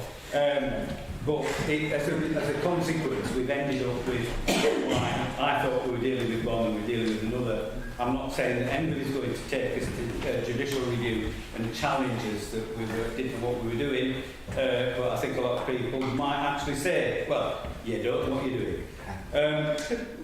I'm on page 53 of the reports, which is 17 to 19 Ethel Street, and if you recall, Mr Mayor, Councillor Tomwick requested a site visit at the last meeting of the authority. I'm delighted that a couple of councillors from outside West Craven joined Councillor Church and myself this morning to have a look at this one, and Councillor Tomwick and I had previously looked at it before the last council meeting, and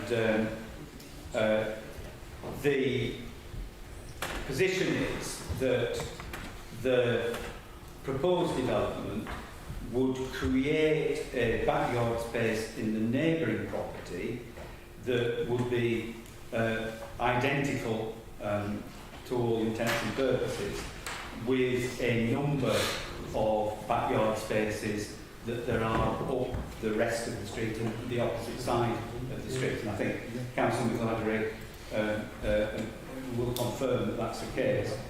And as such, that this is one where we can very reasonably, and Councillor Tomwick referred to breaking the rules earlier on.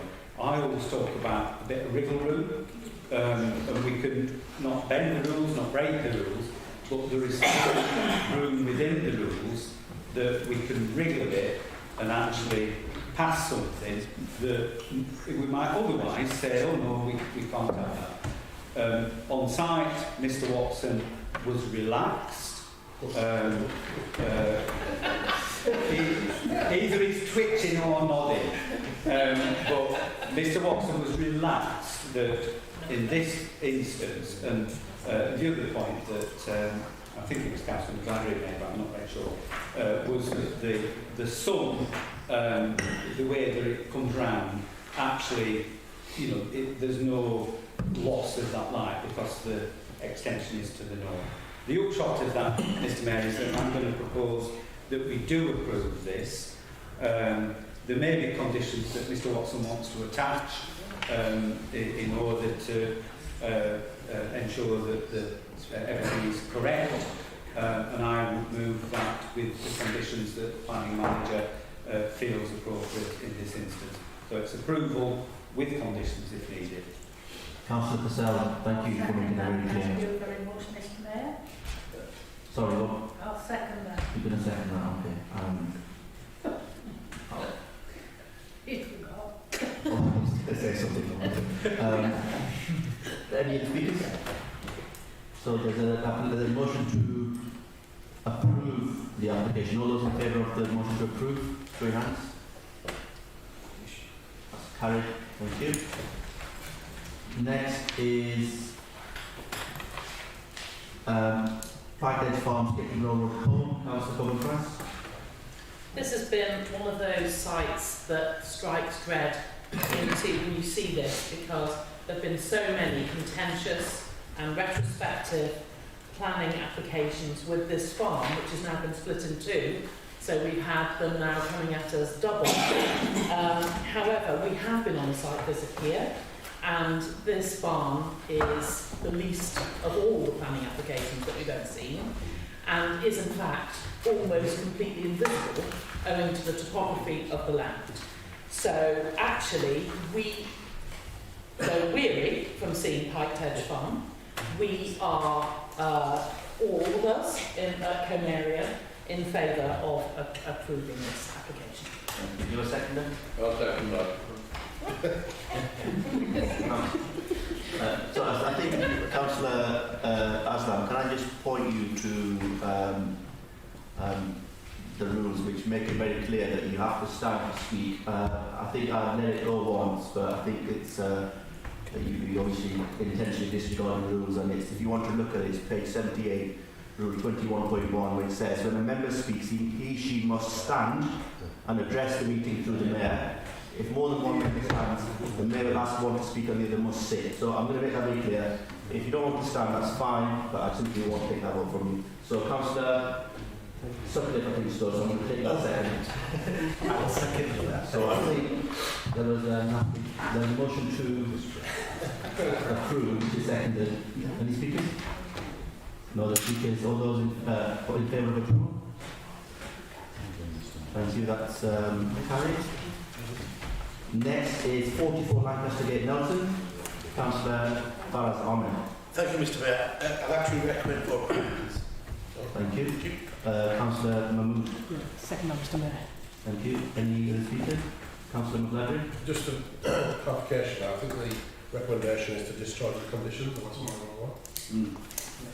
So, I think it needs to amend this motion to Yeah, I think Councillor Ahmed, that's right. If you look at page 63, That's what is that what you mean?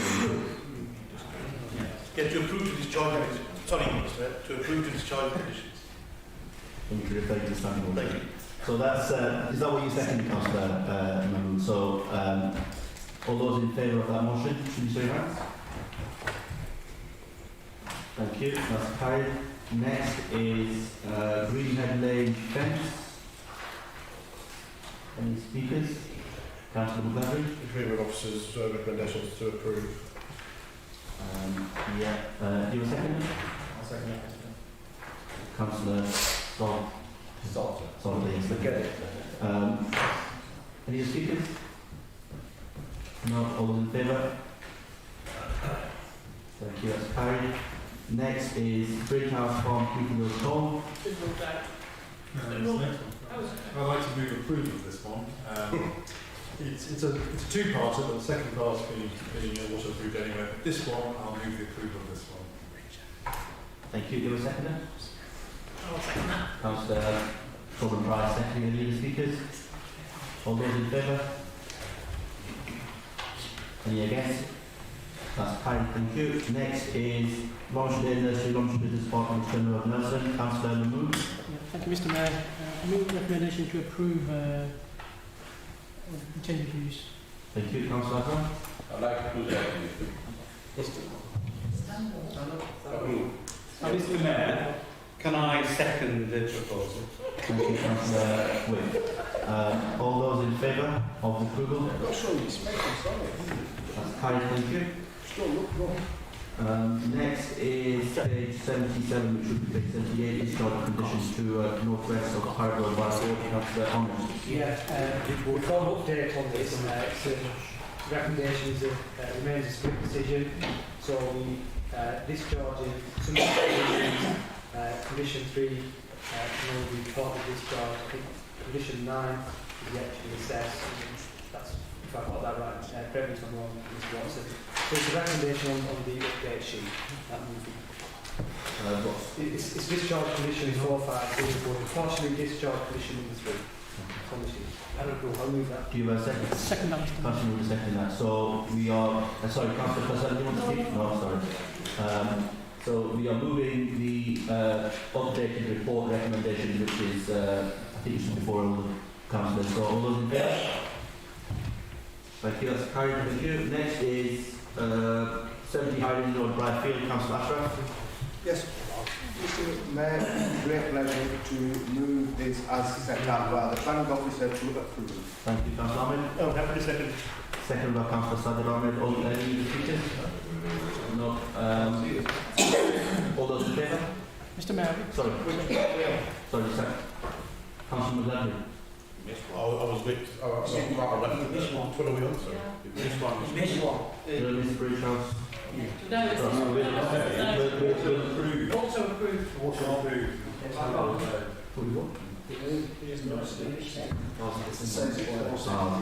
So at the moment we are voting on page 89 to 70 Highland Road and come back to the other one. I think we're just going to the motion. All those in favour of approval, please show your hand.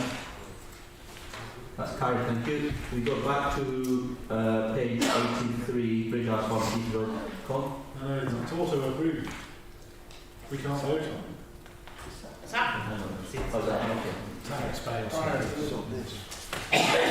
Next is 35 Clegg Street, Bradfield. Councillor Neith. Mr Mayor, can I recommend approval for this? And hear a background from colleagues.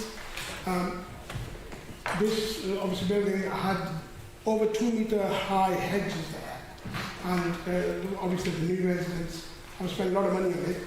And the fence is about half a metre less, so I can't see why it's obviously gone for refusal. So I'm recommending approval, Chair.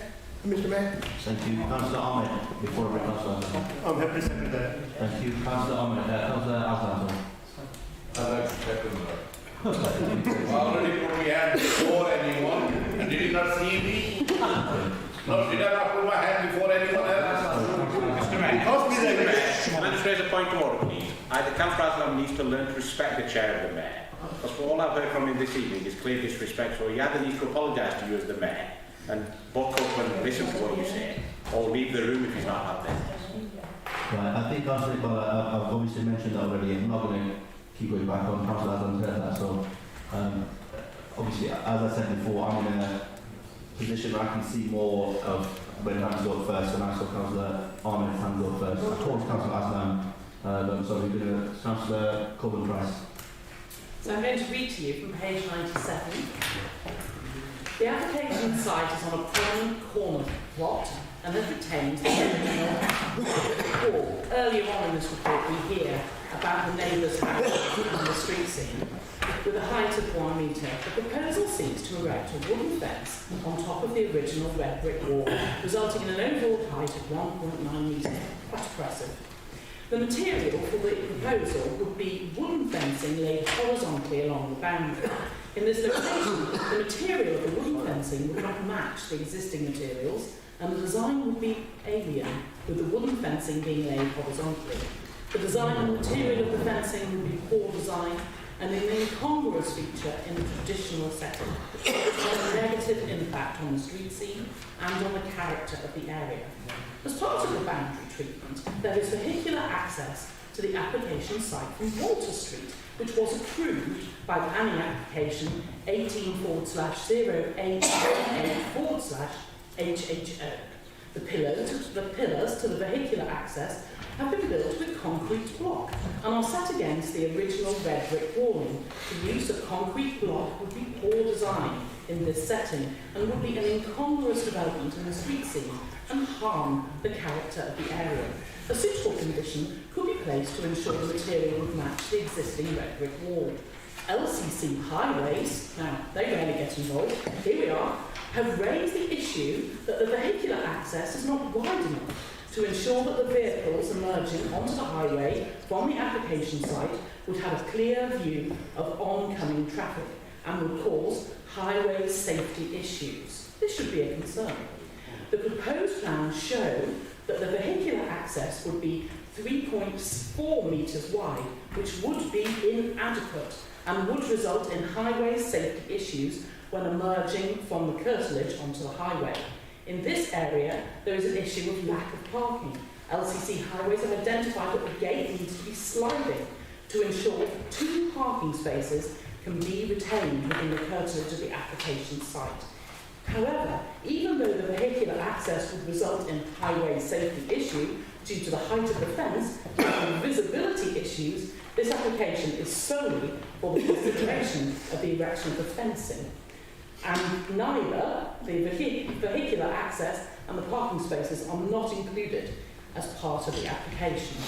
So skipping to the end again, the proposed boundary treatment would not result in an unacceptable reduction in privacy or other residential impact. I would say, I've skipped too far, I've turned over too much.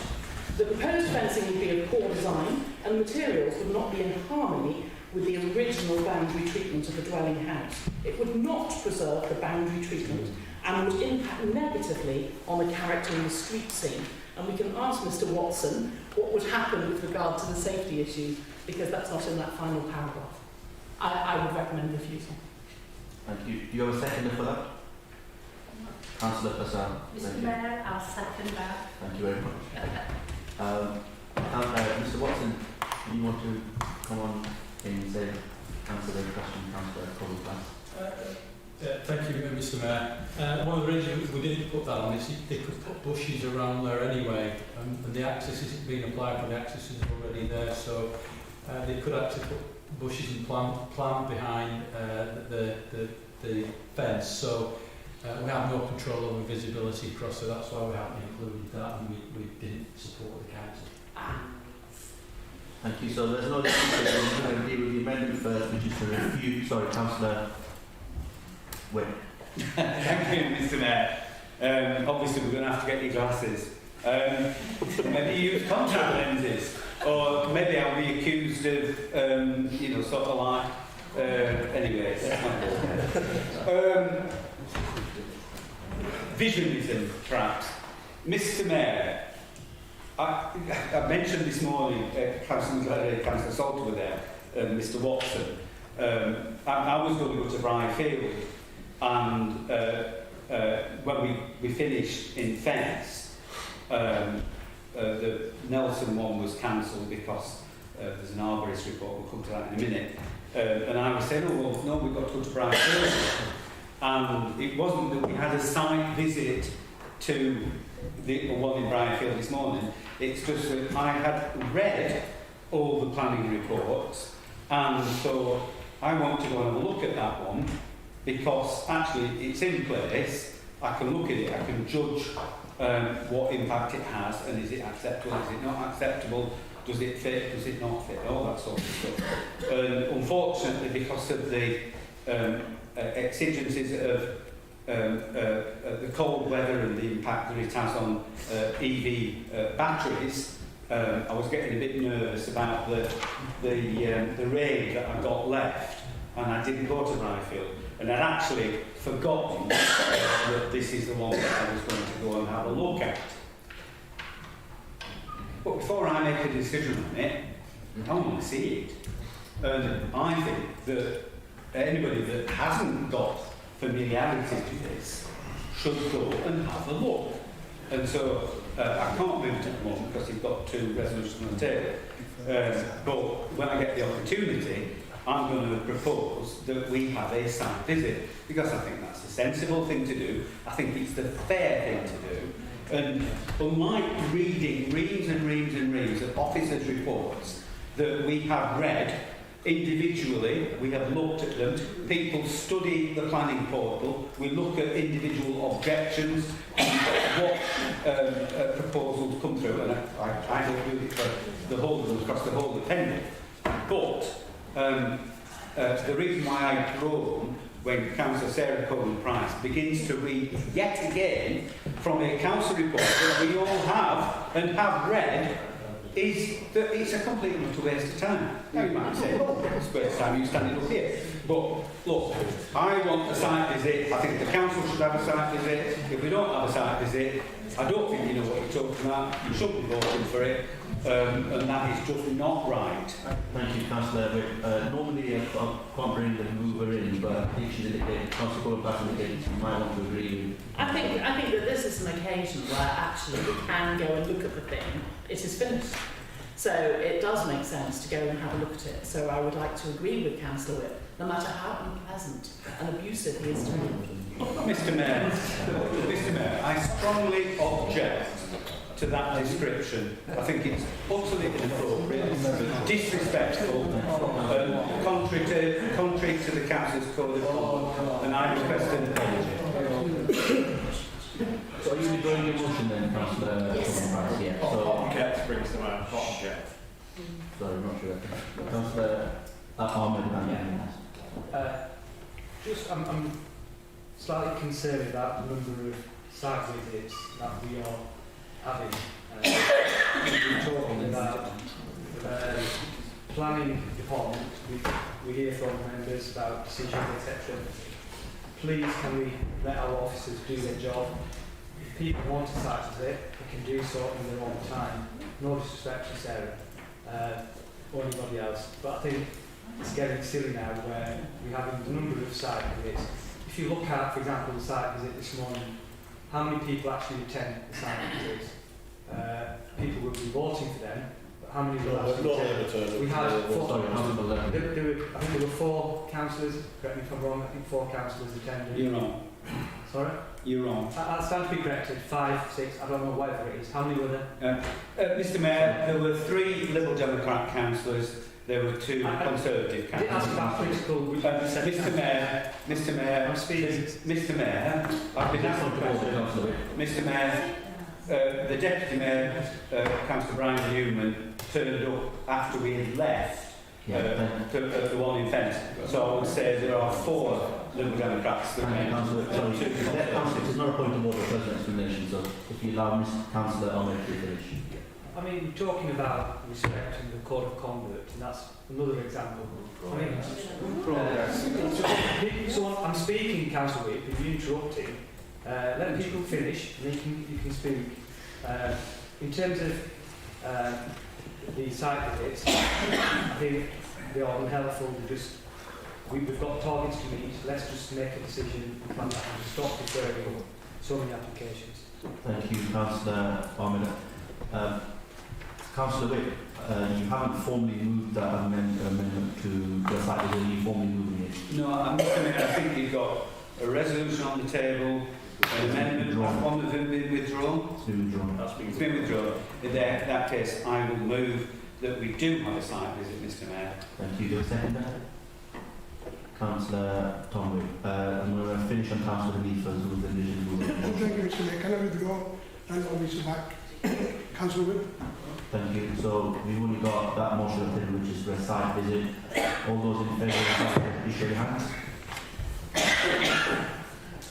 That's kind. Thank you. Next,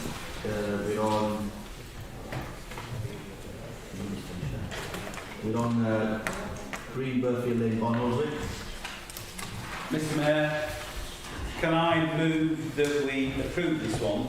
I would love to say let's have a site visit to this farm because I think this farm wins the accolade of the best kept farm in Pendle.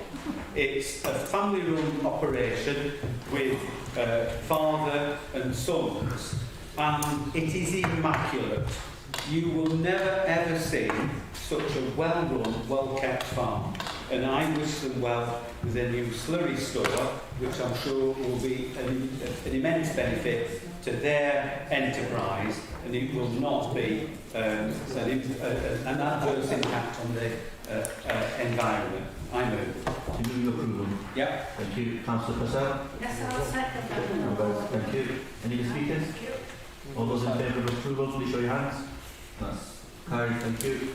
Next is direction of 2 detached dwellings land on south east of 71 Manfred Drive Field. Councillor Ashraf? Mr. Mayor, can I move the land officer's recommendation, please? To approve. You a seconder? Yeah, Mr. Mayor, I'll second that. Thank you. Any speakers? All those in favour of approval? That is carried. Thank you. Next is 251 Hancock Road, Nelson. Councillor Ali? Yeah, Mr. Mayor, can I move there be a deferral in order to allow discussions between the applicant and council due to some of the comments made around the condition of the land and the effects on the conditions of the land should this extension proceed. Thank you. And you a seconder? I'll second it. Councillor Sajid Ahmed seconding. Any speakers? So we are voting for a deferral for the applicant and the council's officers to speak. All those in favour?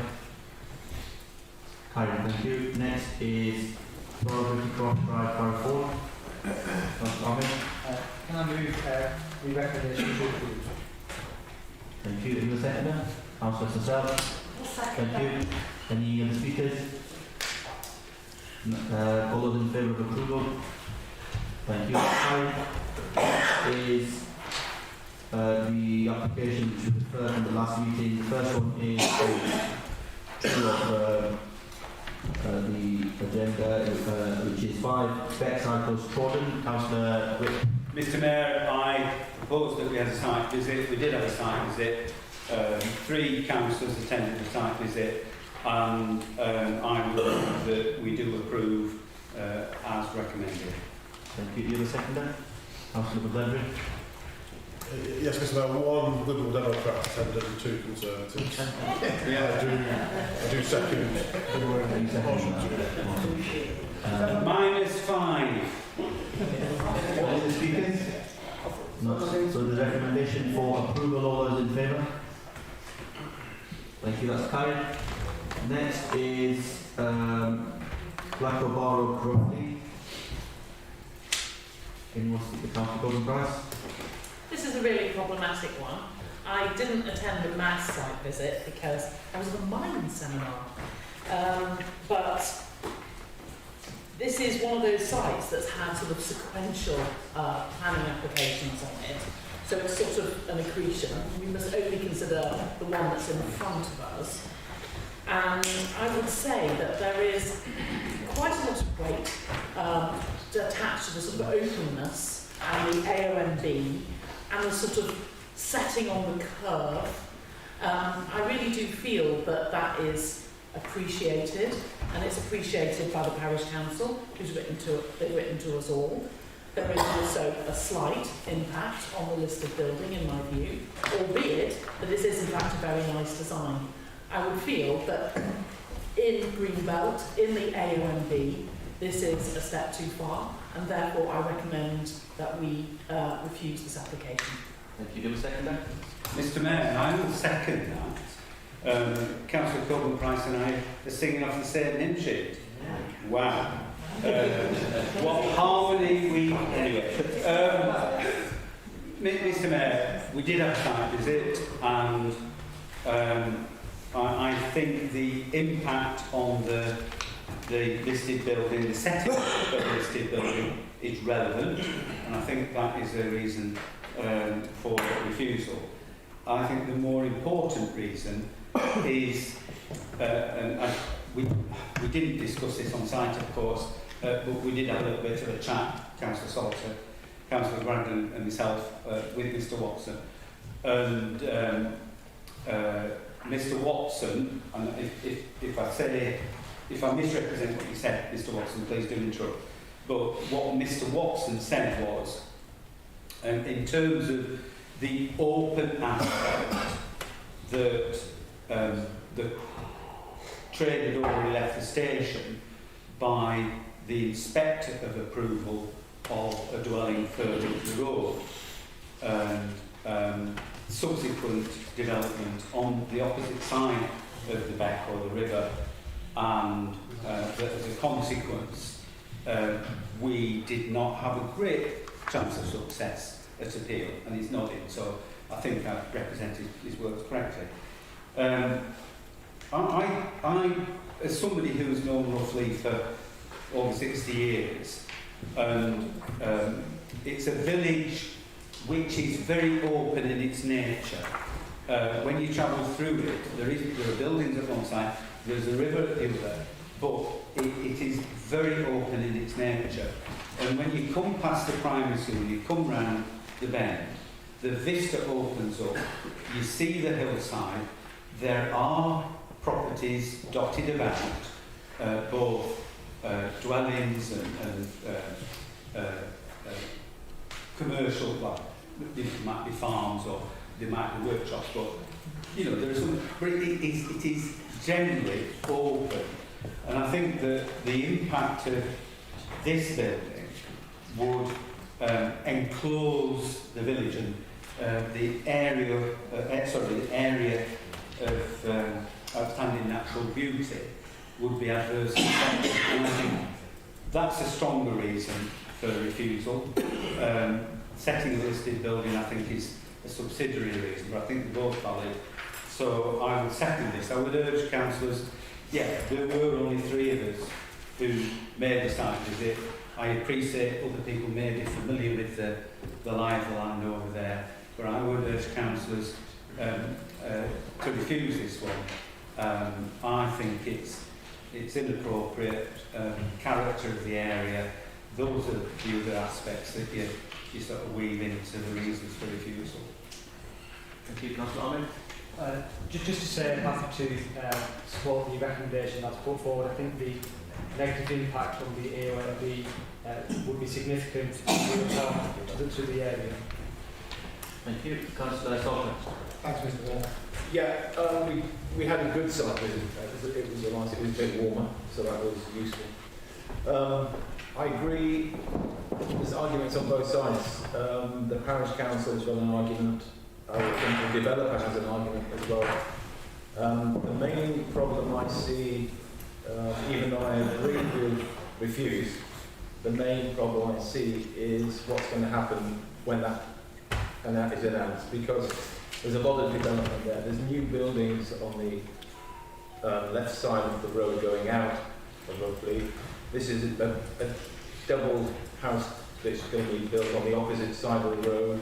It is a good quality build. It would look good in the right location, and I think that even though I'm recommending to support refuse, I think we could be challenged on this because of the other developments that are in place and not yet completed in some cases. Thank you. Any other speakers? So there's a motion to refuse the application. All those in favour of refusal, please show your hands.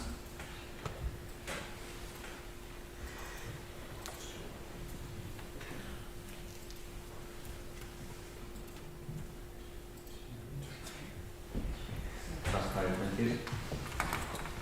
Next is Prospect Farm Caravan Site, Lenches Road, Colne. Any speakers? Councillor Sutcliffe? I'd like to move approval on that, please. Thank you. Give a second. Councillor Salter, thank you. Any speakers? Councillor Wick? Mr Mayor, again, we had a site visit.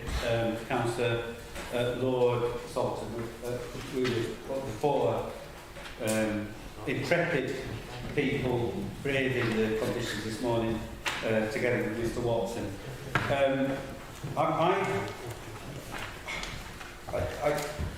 The thing that I'm concerned about here, I mean, I will acquiesce with approving this, but I think the concern is the proximity of this to the site just a little bit further up the hill, which was recently the subject of an application by Gleeson's, which was withdrawn, and the principle of residential development in Lenches. So by default, we're ending up here with residential development of 26 new dwellings.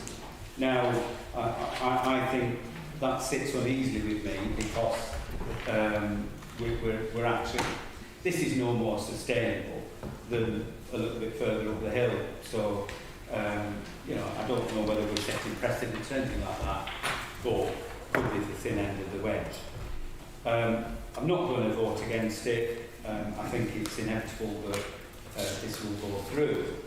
Just a small point, when I was leaving the site, I noticed that the sight line to the left of the visibility split was virtually non-existent. If you recall, Councillor Salter was driving as well. There were a row of open reach vehicles on the opposite side of the road. And when I pulled out ever so gently in the low-powered EV vehicle, there was a car coming down the hill and it nearly took my nose off. So it just prompted me to, is the visibility display adequate?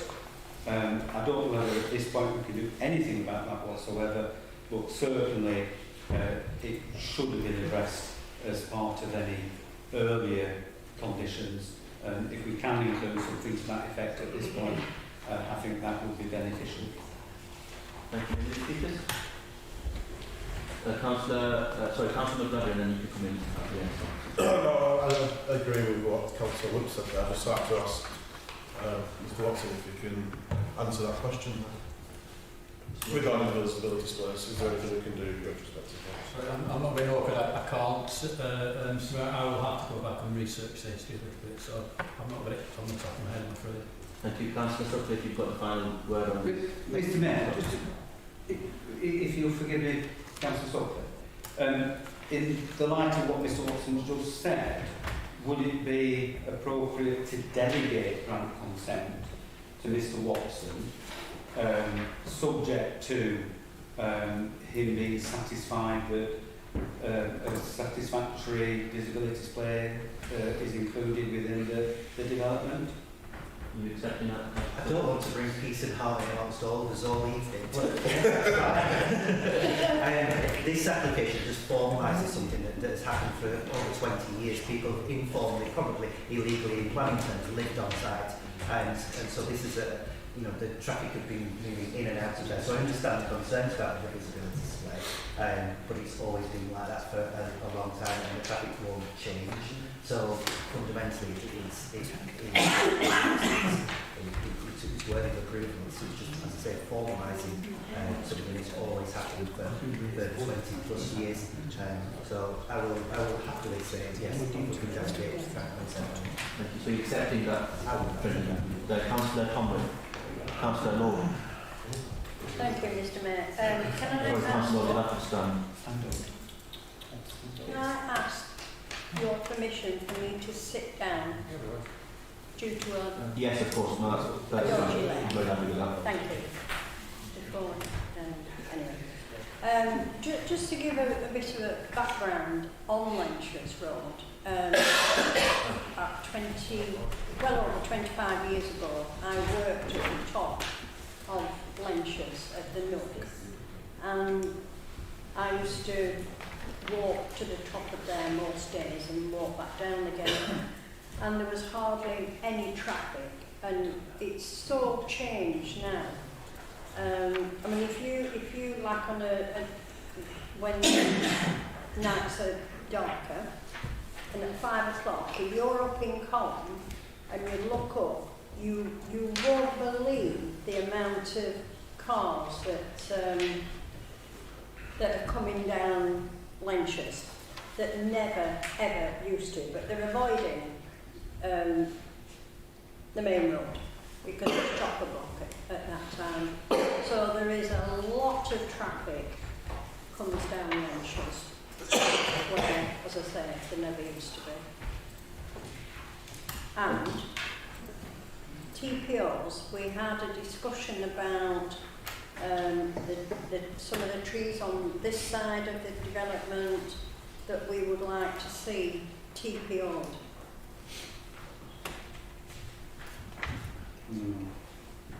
Thank you. Any speakers? No, so we go to Councillor Tombe. You want to say? Thank you, Mr. Mayor. I propose that in the delegated grant consent, we also have the TPO on those trees we put in place as well. Should have said that. Is that an amendment? Sorry, Mr. Watson first. Thank you, Mr. Mayor. That'll be subject to it. There's a tempo assessment that they have to do, so the ones that pass that. So are you accepting that, Councillor Sutton? I'm sorry, I didn't think we included what you actually said. Consent plus the TPO you will say, Councillor. As an extra condition. Yeah. You're accepting that? Yeah. So we'll go with that motion. All those in favour? That's carried. Thank you. Yeah, so we are now 262 Wheatley Lane Road fence. And speak, Councillor Wick. Mr. Mayor, this was the last site visit that we did this morning. I have to compliment Mr. Watson because by this stage he was in shirt sleeves. The rest of us had like 4 layers on, and it was still -3. Mr. Mayor. It's well armed. Well armed. He didn't have a hat on either. Mr. Mayor, the question here was the fenestration detail, whether the windows were the appropriate ones. Should they be brown UPVC or should they be timber? And I think the upshot of the site visit, Mr. Mayor, was that the proposals in the plans were acceptable and that we should approve this. So can I move approval? And this has been signed off by the ward councillor who did arrive after we had all gone. I move. You're a seconder? I'll second. Any speakers? There's a motion to approve this funding application. All those in favour? That is carried. Thank you. Next is Medina Mosque 144 Manchester Road, Nelson. Any speakers? Councillor McLadry. I move that we defer due to outstanding reports. You a second then? I'll second that, Mr Mayor. There's an arborist report being called for, so there's no point in discussing it at this point. Any discussion? So we go straight to the vote, which is to defer for outstanding reports. All those in favour? That's carried. Thank you. Next is item 9, enforcement updates. Mr Mayor. Councillor Mahmood. Ethel Street in Barnoldswick. I think they're doing this. Yeah, so we don't know.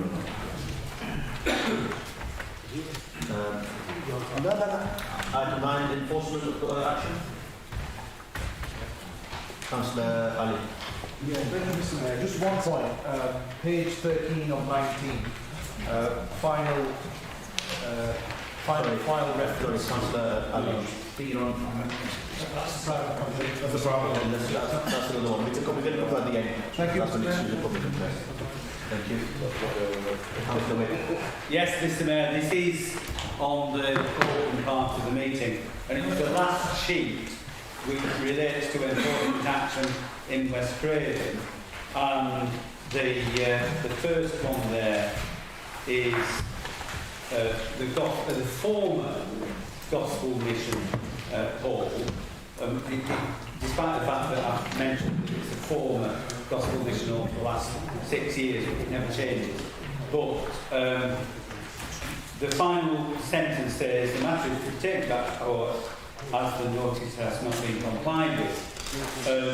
I wonder, Mr Mayor, if the West Craven Area Committee could get a substantive report on that court action and the prognosis, the timelines, because residents are sick to the back teeth of this former Gospel Mission Hall, which is falling to bits, subject to vandalism, is a fire risk, a health hazard, and the rest. It just goes from year to year to year, and we never see any effective action.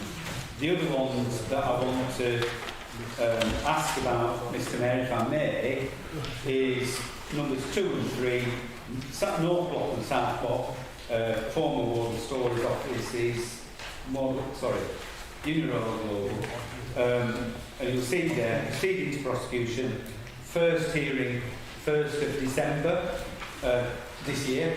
So we've had it last week. Do we have an update as to what the outcome of those 2 prosecutions has been so far?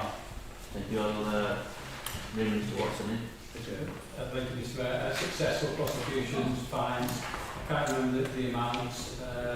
Obviously, we have to get the work done, and they promised within 3 months, but we'll have to wait and see.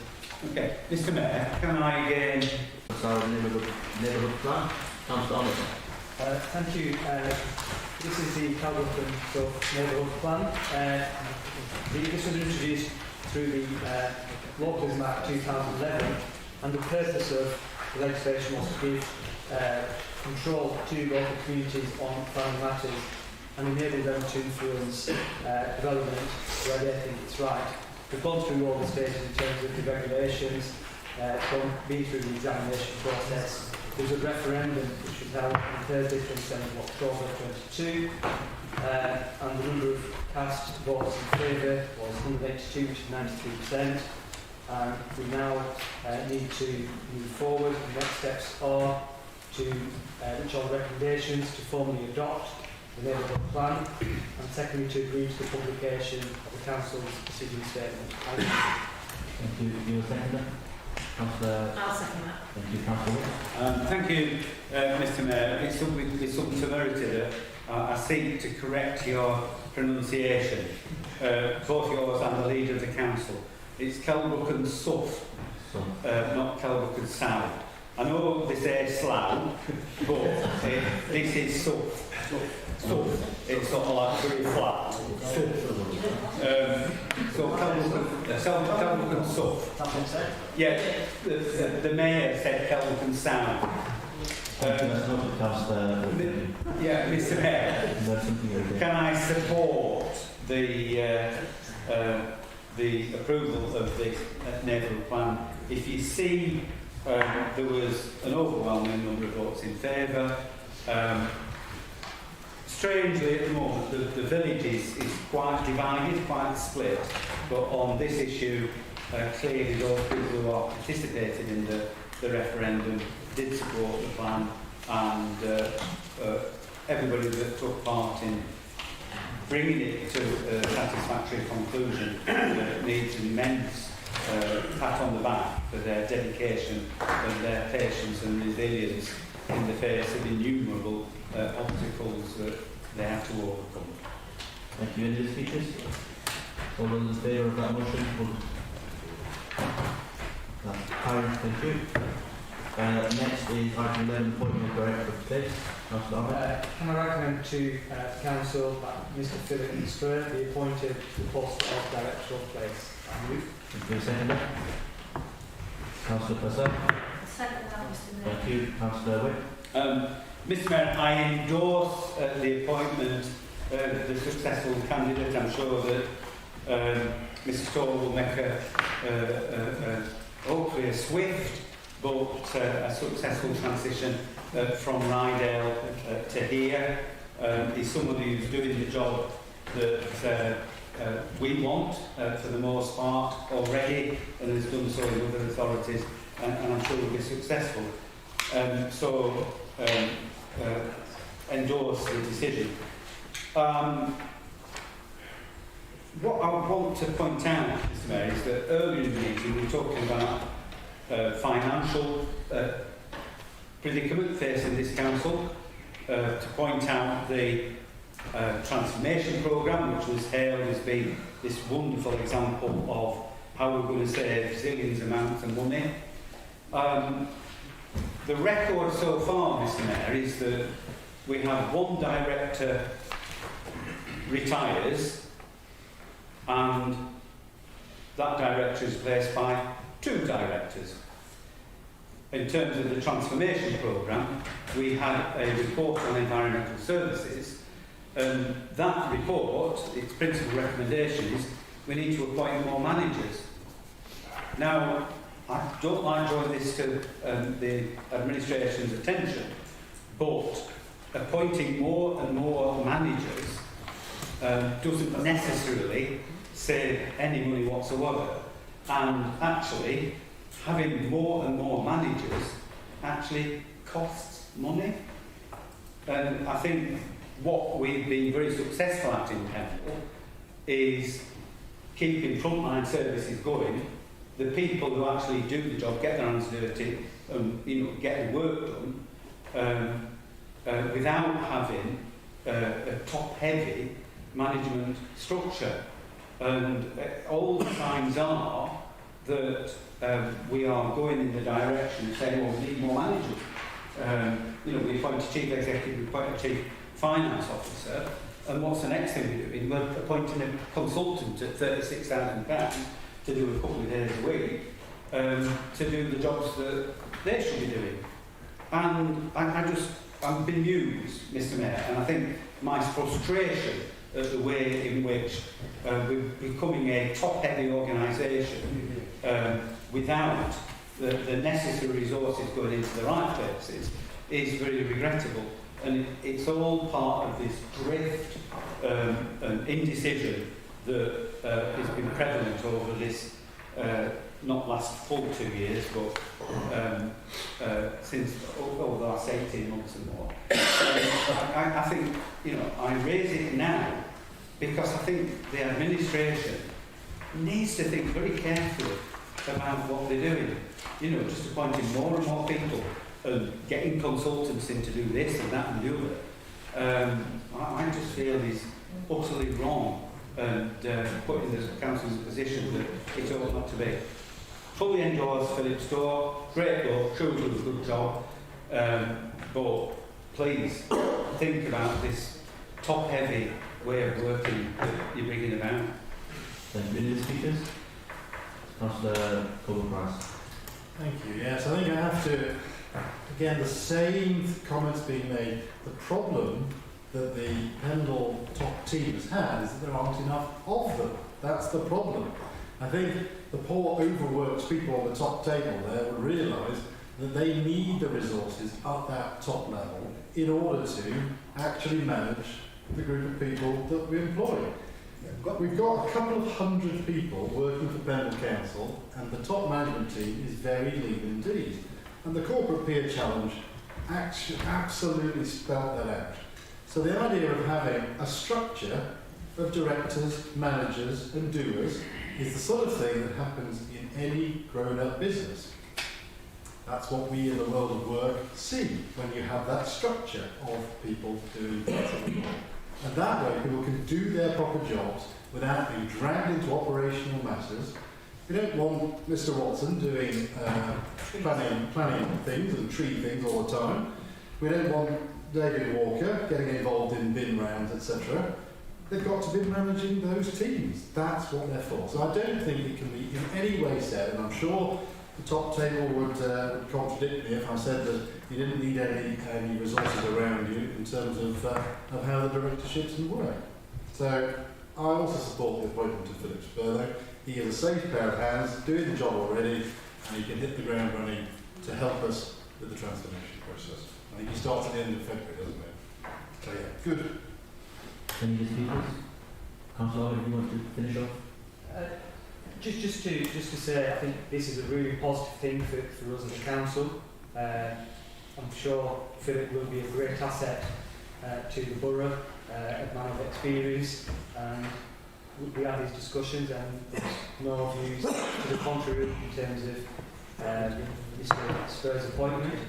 And I think we need to be positive on this issue, and let's move forward, let's make some progress and stop this negative talk, because we the people leading the council as councillors, we need to lead and be positive, because if we send negative messages out there, that is not good for the future. So let's be positive. Thank you. So we've got a motion to approve. All those in favour? That's carried. Thank you. Next is agenda item for fees and charging policies. Councillor Ahmed. Yeah, this is the fees and charging policy. And at the moment, Pendle, we don't have an overarching policy in terms of fees and how that is developed throughout the year. And I think the important thing for members to note on this is, contrary to what some people have said to me, is this doesn't mean the decision doesn't lie with members. The decision will still need to come to full council for ratification. So I'll move the recommendation as set out. Yes, I will second that. And I've heard Mr. Gibson say that in fact this is another outlier for Pendle Council. Another one of those anomalies Pendle Council has struggled on without a thing that everyone else has. And so he was able to do a full review of what other councils do and amalgamate to choose the best policy for Pendle and put it in place. Thank you, Councillor. Thank you, Mr. Mayor. Well, this is going to get adopted. Will it make much difference? I very much doubt it. It's been months in the formulation, presented to Council tonight. It says in amongst it that there should be timely consideration of fees and charges. And the fact is that Pendle Council had a very slick way of looking at fees and charges, well away from introducing them on the 1st of April, which is the traditional way of doing it. And that was because 1st of April is just before the elections. So if you introduce an unpopular charge 4 weeks, 5 weeks before people are voting, then the people who put it through, well, they actually shoot themselves in the foot. So many, many years ago, we moved consideration of fees and charges to, in order to implement them part-way through the year. And as a consequence, we moved it out of the sensitive election period. We actually got money in in year, in advance, because the fees were increased at a point that meant that you gain in that financial year. So we spent all this time, I say we collectively, the Royal League, all this time has been spent drawing up this policy, but we collectively appear to have forgotten to get the fees and charges increased, if appropriate, and implement them so we get a saving in the year rather than leaving it to 1st of April when, it's time for something to hit the fan. I just beg to believe, and I think it's another indication of the inadequate leadership of the current administration. Sadly lacking. Any other speakers? So we'll go straight to the vote, which is to approve. All those in favour?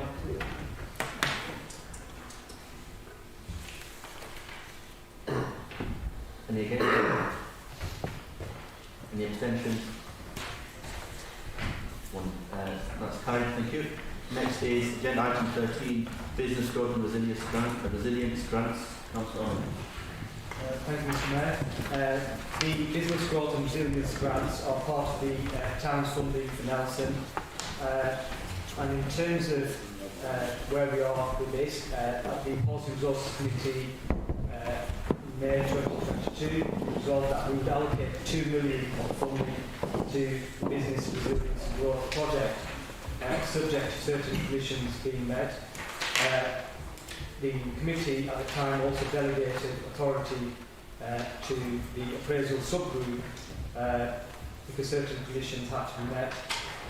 These have now been met. The overall funding package has been agreed. The grant panel considers the applications. However, the accountable body needs to finally sign off the grants. So the mechanism for doing this will be to grant delegate consent to an officer of the council, and therefore the recommendations are: number one, that the council notes the progress of the grants. So far there's been 20 applicants that the town has written this report, which is really positive so far. And secondly, that the council delegates spending on the business growth and resilience grants programme to the planning, economic development and regulatory services manager or the section 151 officer. Thank you. Do you have a seconder? No seconder. Councillor Brass? Yes, I'll say that. I think it's excellent we've got this money available, and I think it's excellent that this number of companies are coming forward to make applications and be successful and the whole thing deliver good stuff or cost less. So I'll second the motion. Thank you. Any speakers? No, we go straight to the vote. All those in favour of the motion to approve? That's carried. Thank you. Now we come on to notice of motion. First is 4-day staffing shortage and level of service. I invite Councillor Iqbal, please. Thanks very much, Mr Mayor. Mr Mayor, I've put this motion forward. I'm not going to read it word for word. People can read for themselves. But, Mr Mayor, when I was elected to the council, and I think every other council was elected to this council, we made a number of promises to people out there to say we'll do this and we'll do that. The reality is that not one of us is in a position to deliver any of those things. We 100% rely on our officers to fulfil what we want them to do. And then we go out and take the credit, whilst, and planning is a prime example, that whenever we disagree with what Mr Watson says, we can sit here and criticise him, but he's not able to defend himself. Whereas we can attack him and the public think, our council is really wonderful. The fact is, Mr Mayor, that if you look at the level and commitment of our staff over a number of years, and I've been on this council for 24 years, and I pay tribute to every single member of staff that has either been in this council prior to today, those that are here today, and those that hopefully will come in the future. Because, Mr Mayor, I was leader of the council when the pandemic happened and saw at first hand the dedication and commitment of every single officer of this council going beyond the call of duty. Whilst us as councillors were on the front line, I think there was an additional front line in front of us, and that was the officers of this council. Well, the stark reality at the moment, Mr Mayor and colleagues, is that morale in local government across the country, and I work in local government, is low. And I think Pendle is no exception. And the reason for that, in my opinion, Mr Mayor, is that I feel that our staff at this moment in time, from top to bottom, don't feel valued by elected members. And I think it's time that we walk up, and I include myself as elected members, and realise the dedication that our officers offer to us. And hence, in terms of the recommendations I've put forward, Mr. Mayor, I mean, I can read the statistics out as to how many people have left the council over the last 12 months, and it's alarming. But we need to stop that as councillors, and this is a non-political point, and I think there needs to be a working group set up urgently of the 3 political groups on the council, of the 222, to look at the staff retention and recruitment going forward. Because I'll give you an example: the Nelson Town deal, and the leaders aware of this, Councillor Zaffarelli is on it, and Councillor Neil Whipper on it as well. The town deal is serviced by dedicated, experienced officers of this council. The fact is that those officers are either leaving or retiring imminently, and it really concerns me that projects like the town deal are at the risk of falling down if we don't have that experience there. It's all good and well bringing consultants in or people from outside who don't know the area, but that you cannot buy experience, Mr. Mayor. And I think it's time that as a council, fine, I understand that the administration moved the £500,000 worth of transformation savings, and I said at the time that to me meant that it was £500,000 worth of cuts. And the first line of cuts are the staff. You can say to, for example, the chief executive, you know, Rose, you're doing a fantastic job, but we don't need you. We think that Mr. Watson could do a better job, or Lynn could do a better job, or you, Mr. Mayor, could do a better job. But the fact is, everybody has a role in this council, and I think it's about time that this council, this set of councillors, appreciated the worth of our officers and dedicated some commitment to that. So I move the recommendation. Thank you. Do a seconder? Mr. Mayor, I'm happy to second that. Thank you. Second by Councillor Ashton. Any other speakers? Councillor Wick. Mr. Mayor, I think this motion sums up quite a lot of what I've been saying in the rest of the meeting. Morale is at rock bottom amongst the people who are working day in, day out to provide the services across Pendle. The level of dissatisfaction is immense. The number of people leaving I compare to an exodus, and the sad thing is that the lack of leadership and the drift and indecision that I've referred to earlier in the meeting is just affecting people so badly. And it really, you know, we've got to put a stop to the rot. And so I do support this, Mr. Mayor, and my group will be voting wholeheartedly in favour. Thank you, yeah. I think, why do you think morale is low? Yeah, I'll give you one good reason. We saw it tonight, didn't we? Because when officers work hard, the planning team put together a whole bunch of reports and appraisals, and every single time they're ignored. I know Sarah reads things out because I don't know whether you read it or not. I'm sure some of you do, but the officers take their professional experience and insight in terms of actually writing those reports. They're doing a professional job, and we as untrained are undermining them. They're undermined and overruled at every turn. When people in environmental services put together ways to optimise the way that the street cleaning and rubbish collection is done, it's overturned. And it's overturned by the Liberals and the Labour Party because you're exploiting the fact that we're essentially a sort of hung council. After the death of Cargo, it's now effectively equal stations. And of course the Mayor has a casting vote. So every single time we try to move things along to help the officers, to get them to do things in the way they want to do it, to run the council efficiently, they're undermined. So how can people carry out a proper transformation of the way the council operates to empower the officers to do their job properly if they're being undermined every single time? Of course their morale is low. The investment now being put in with new staff, etc., you don't like that idea either. It's unbelievable. So I think Let's support the officers, rely on their experience, their professional. If there's turnaround because somebody gets a massively good job offer somewhere, that's their career development. We should say, well done, you've cut your teeth here, do a good handover, do the best you can, and take it from there. When it comes to bringing in new talent as well, let's do that, and let's use that, because it also helps to challenge the status quo. We often hear from from Mike Poulter as the transformation lead, essentially, and this is from the corporate peer review as well, if you do the same thing again, you will end up with no change, the status quo. But the status quo for this council's finances is terrible. We won't survive.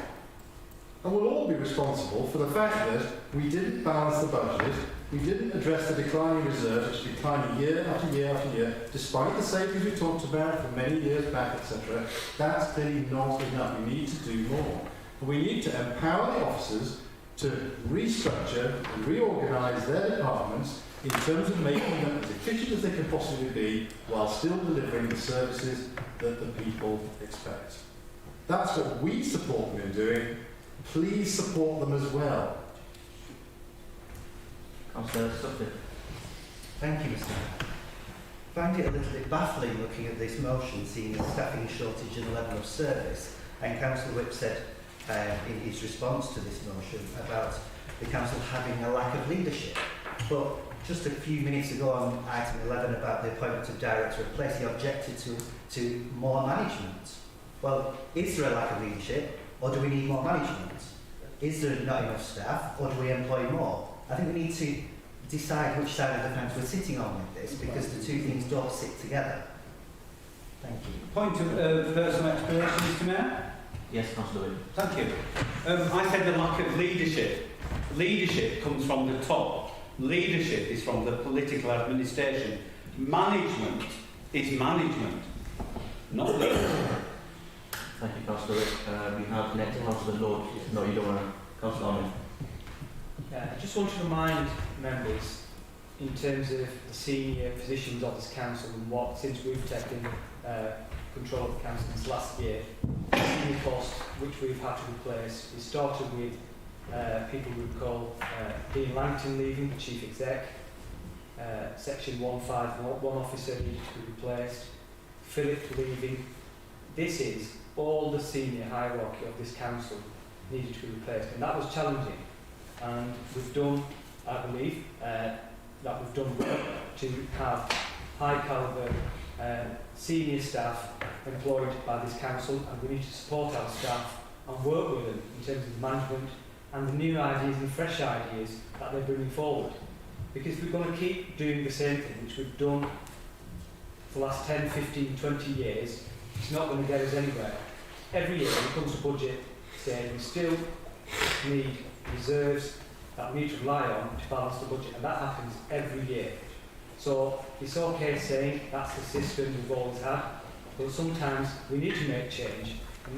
And as members, people maybe don't like change, but we need to move with the times, and we need to support our senior management in delivering and showing our trust in them and making some progress. In fact, in terms of the number of staff that are employed by the council since COVID-19, the number of staff has actually increased from 190 to 197. Previously, earlier on, we've heard about the new director of the place has been appointed. Judith Stockton, the role has been advertised. At the moment, no suitable applicants have applied. We know that there are real concerns, that the council balance share them concerns. They are genuine concerns, I share them, along with other councillors. Julie will be leaving at the end of January next year, and we are exploring options for bringing senior regeneration capacity to replace both end roles, and this is being reviewed by our chief exec as a matter of urgency. Regeneration programme management support is needed within that department, and we get that. Sandra, one of our members of staff, has been trained in recent months to take more work in that department and is assisting as best she can. And we are trying to bring in specific support in relation to the CPO process in Nelson, and that advice is being sought externally. In terms of the motion itself, I totally agree with what Councillor Iqbal said and what it says in terms of how wonderful our staff are.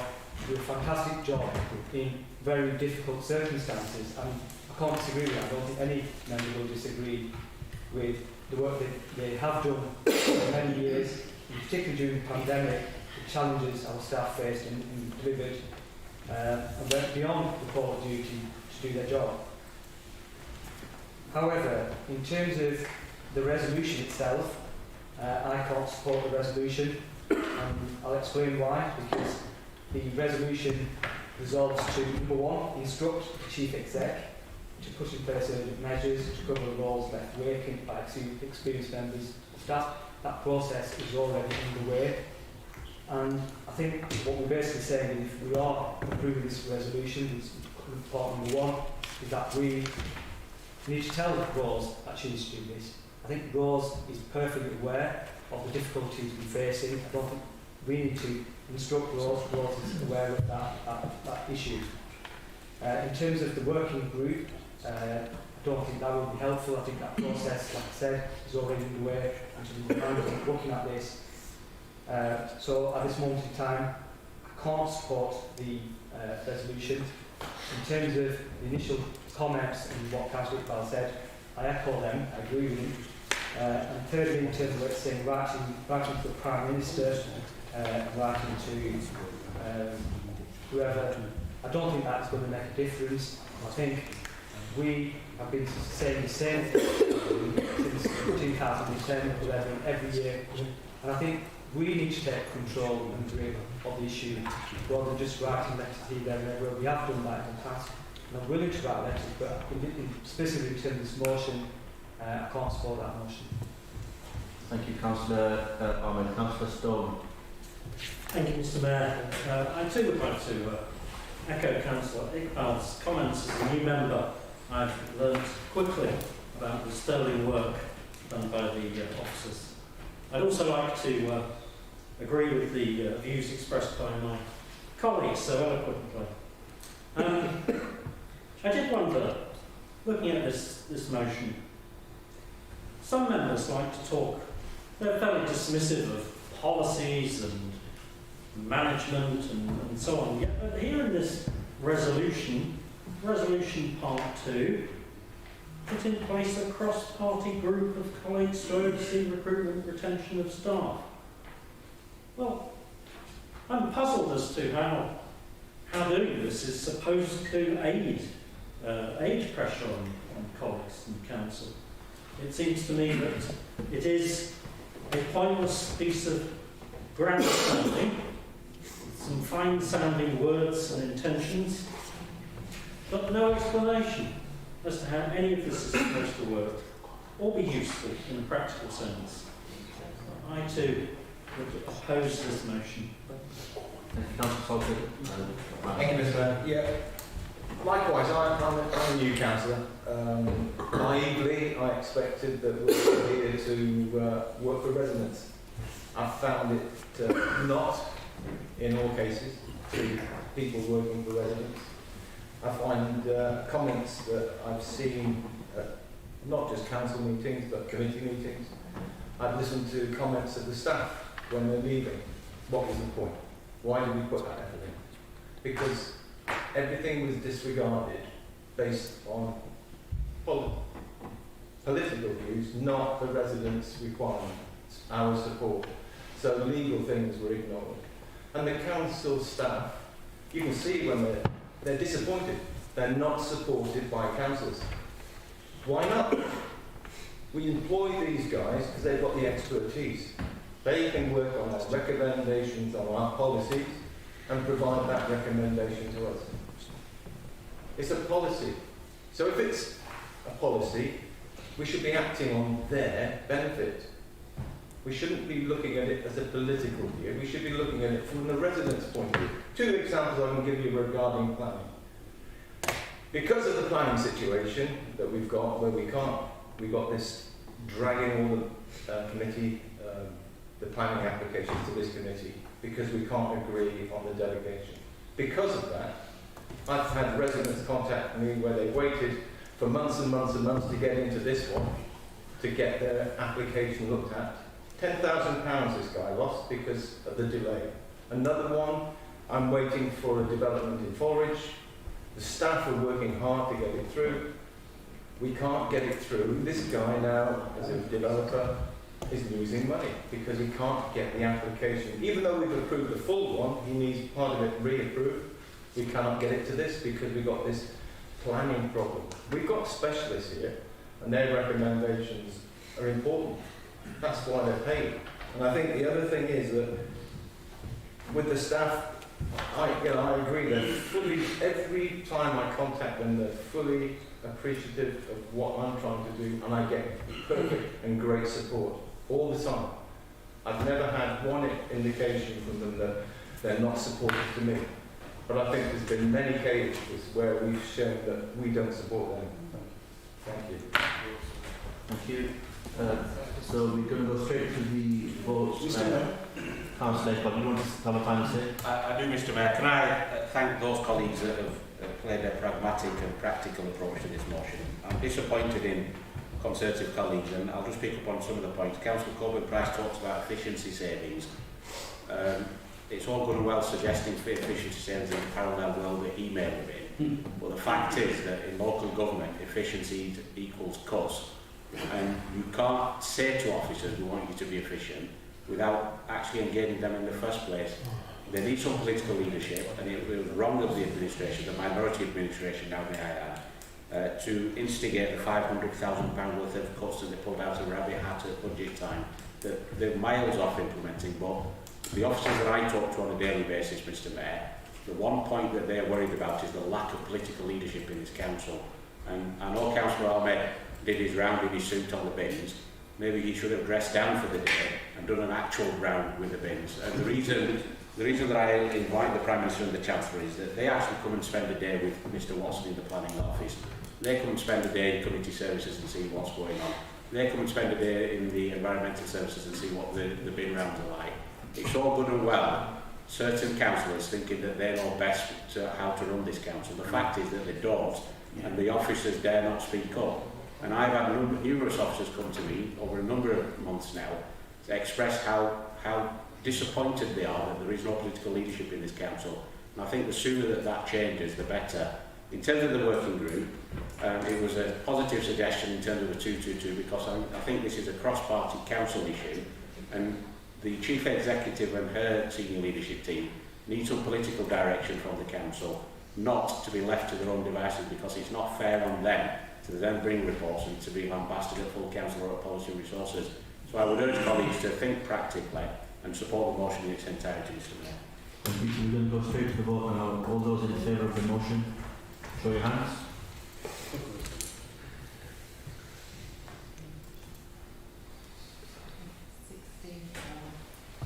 All those against?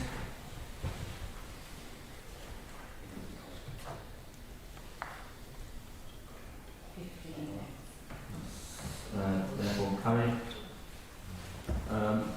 Next then is page 7, area committees. Councillor Wick. Thank you, Mr Mayor. I'd like to submit a slightly amended motion to the one that I submitted, and I'll read it out in full. The minute 10B of the annual council minutes dated 19th May 2022, being the decision to remove planning issues from area committees, be rescinded, that the scheme of delegation in effect prior to the annual meeting of the council be reinstated, and consequently planning matters be determined by area committees. The planning manager then delete the part in brackets under the scheme of delegation previously in place,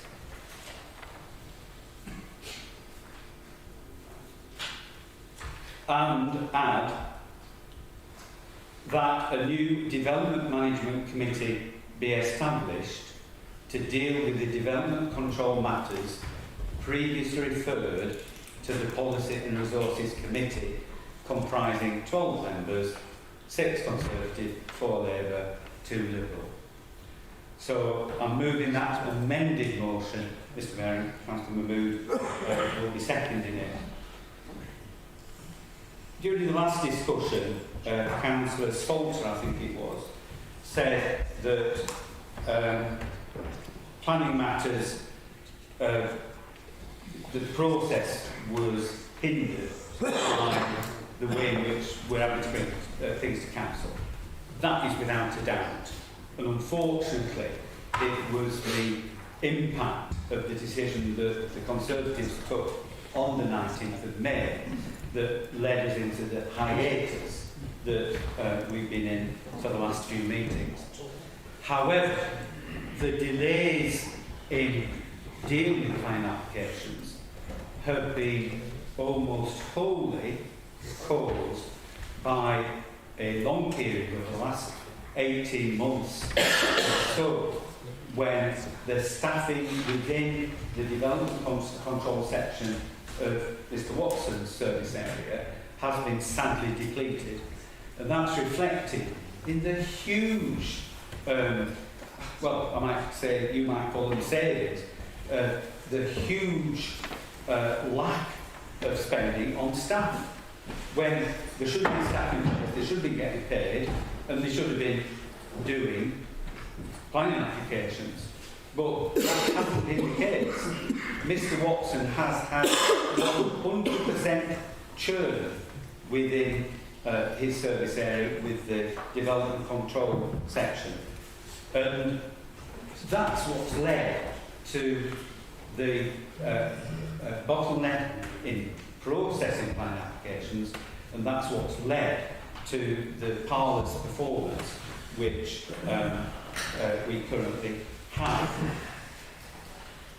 The democratic structures, the governance structures, have worked perfectly well, and we have met targets in terms of the timeliness of decisions year after year after year after year under the area committee structure.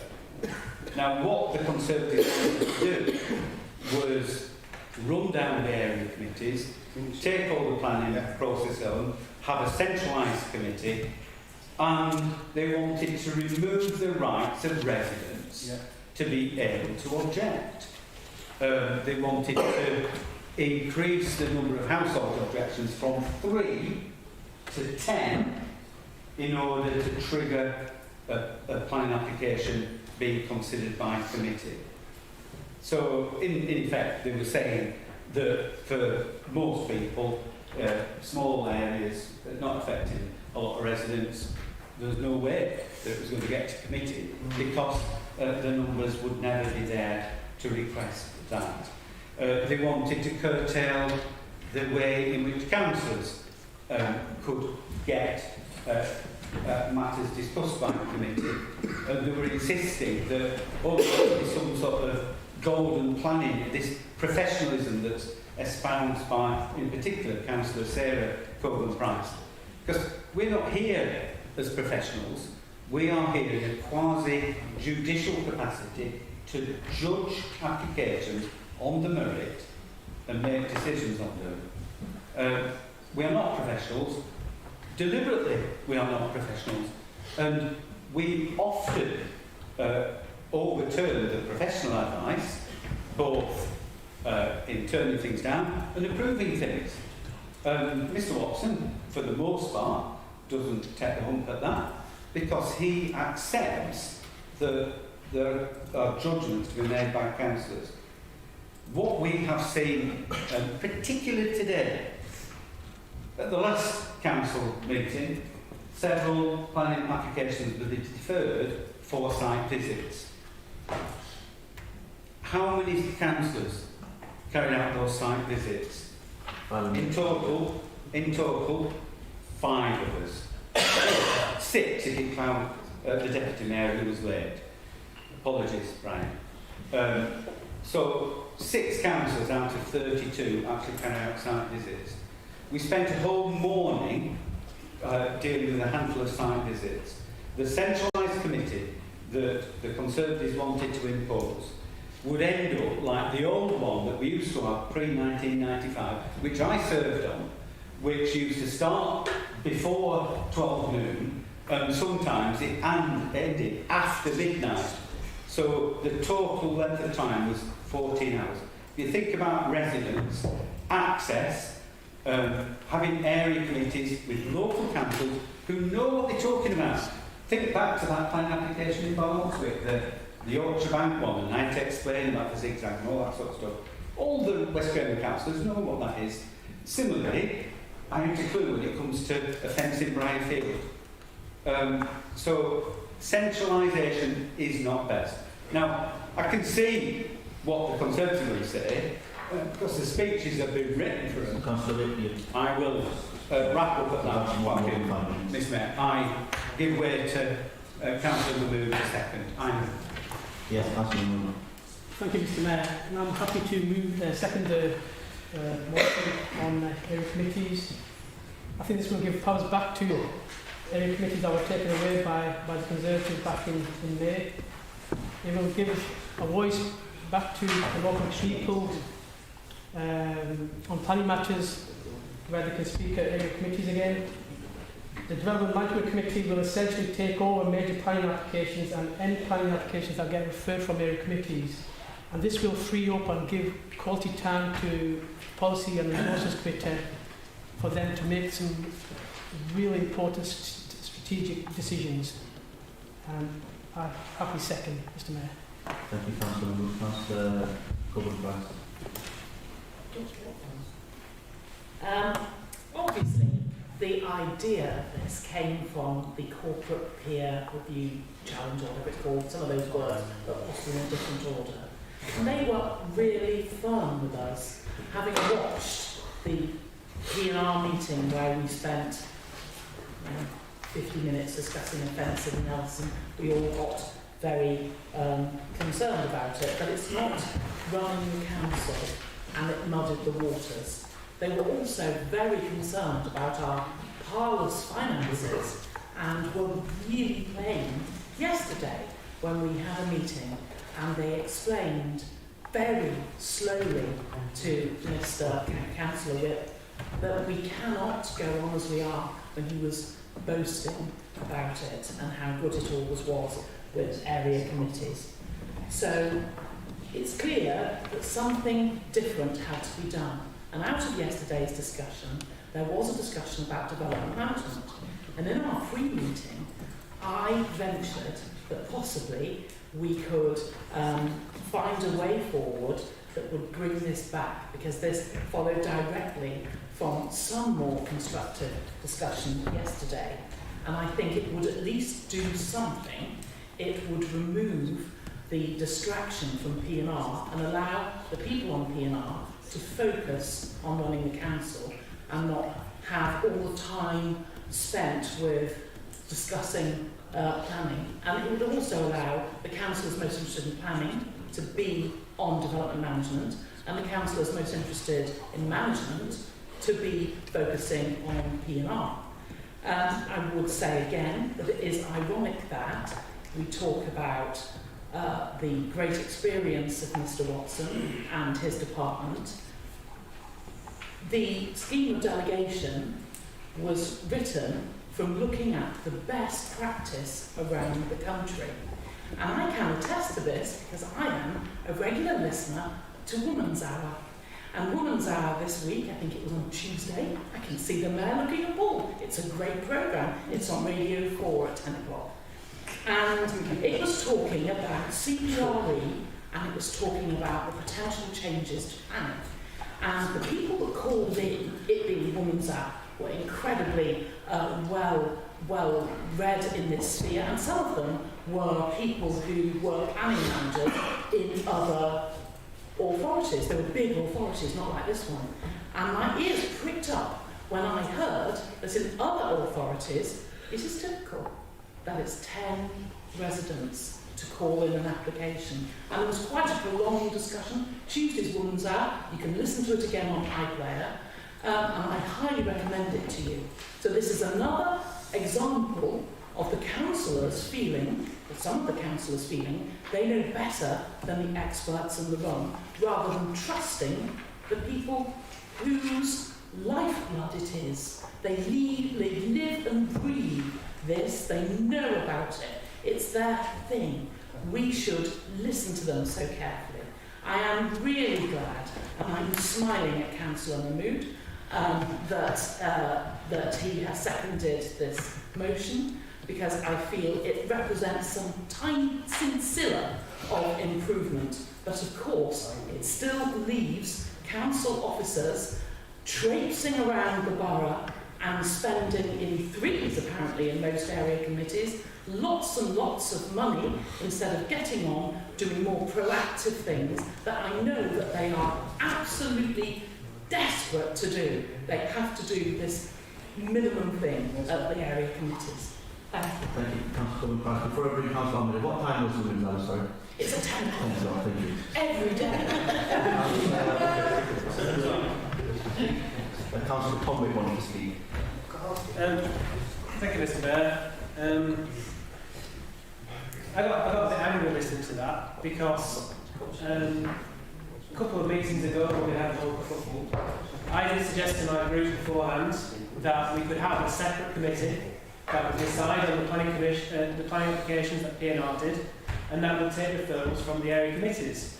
Mr. Mayor, I proposed that to my group, and a bit of discussion later, we said, okay, we can offer it as a compromise. So, Mr. Mayor, during the prolonged discussions that were going on during that meeting, Councillor David Wick did propose this exact solution during those discussions, and unfortunately, Councillor David Corbyn-Price shut it down entirely. Yeah. Mr. Mayor, I'm so thankful that Councillor Sarah Corbyn-Price is praising this. I absolutely 100% agree with you. This is a much better compromise solution that makes us all a little bit happier, because I do think that having planning applications in P&R does take away from the gravitas of the decision made there, and will make the process easier for those people who want to follow their applications through, simplifies the process entirely. I'll be very much in favour of this. Thank you. I'm going to bring Councillor Ahmed in last and then we'll move to the vote. Just a comment, I think this is a positive step forward, but this process would have happened from here regardless, because we are moving to, let's not forget, an executive arrangement, and as part of the executive arrangement you have to have a development management committee. So I know we're all getting all excited about it. It would have happened in May, irrespective of this motion 3-4 months down the line. But in terms of the planning committee and its and the reasons we wanted to introduce it, we've discussed these previously, and some of the comments I want to touch upon, Councillor Wick mentioned that all this problems we're facing currently, the delays, etc., are as a direct result of a decision on the 19th of May this year, annual full council. That's, I think, a matter of opinion as to what the reason is. I think in terms of the discussion around removing residents' rights, the planning committee never intended to remove residents' speaking rights. They could come to meetings and speak. We did accept the change in terms of councillors being able to call in applications, and that's how it even extended to town and parish council, which is far more powers that they have at the moment. So in terms of going back to the planning committee, Pendle is the only known council to operate such a system in terms of area committees. Yes, the Policy and Resource Committee part of it will be taken if this motion is passed. So we have 4 area committee coordinators, 4 planning officers, support staff, committee administrators servicing these area committees every month instead of a single planning committee if we went along with it. That takes significantly more resources and staff time, and we were talking earlier on in terms of motions, working with our staff, empowering our staff, supporting our staff. and yet we had an opportunity, a great opportunity, to take some of the workload off the planning department and our other staff to have a planning committee, and I think this is sad for Pendle in terms of moving forward. And we made it sound like we would be the only council in the country to have a planning committee, which is it's actually the complete opposite. And that's the perception that was given out there to the public, and misinformation out there, which led to a lot of confusion and concern from residents, which I felt generally there was no need for that concern. Councillors also need to be aware of, we're likely to receive a letter from the government asking for reasons why we're not meeting our targets. And what Pendle, I think this is crucial, what Pendle is doing to address that. Yes, the Development Management Committee, does it really solve the issues? No, because then decisions will go into Policy and Resources Committee. Yes, it solves the Policy and Resources Committee's time, etc. It isn't going to speed up the process in terms of decision making and consistency. And the reason for the delays, yes, there have been staffing issues, and we all have to accept that, but that is being addressed and has been addressed, and we will start to see some of the results in terms of decision making, speed and efficiency. The pandemic, I don't want to use that as an excuse, but that was a contributing factor, because it's easy to say, as some members have suggested, that it was down to one reason more, and that's the staffing. It wasn't, and it isn't. It's the staffing issue, the pandemic, and the level of delegation. The level of delegation nationally in England is 96%. Pendle has a rate of 79%, which is the third lowest of all shire districts. And in terms of the peer review team, they were quite clear what they said. I'll read this out to you. Whilst there remains a clear pride in the strong locality focus and democratic engagement which underpins the current approach to area committees, it is the view of the peer team that the current decision-making arrangements, particularly in relation to planning, should be more streamlined. That's not us, the Conservative administration saying it. These are independent people coming in, really seeking their help, and saying, look, how do we improve things? Yet we've just dismissed what they've said. To meet target turnaround times for the process of planning applications, each of the 4 area committees are required to meet on a monthly basis. This presents a short turnaround time for the production of reports. The peer term also had how officers' time, etc., will be consumed. So I will be voting against this motion. Thank you. Councillor, if you've got a final say, we move the vote. Make it as brief as possible. I will, Mr Mayor, I will respond to the debate. I will also call for a named vote on this issue. That might be supported by others in the chamber. Mr Mayor, I'll start with the last point first. I'll go through that. Councillor Sarah Coburn-Price said the idea came from the peer challenge, and that was reaffirmed by Councillor Ahmed.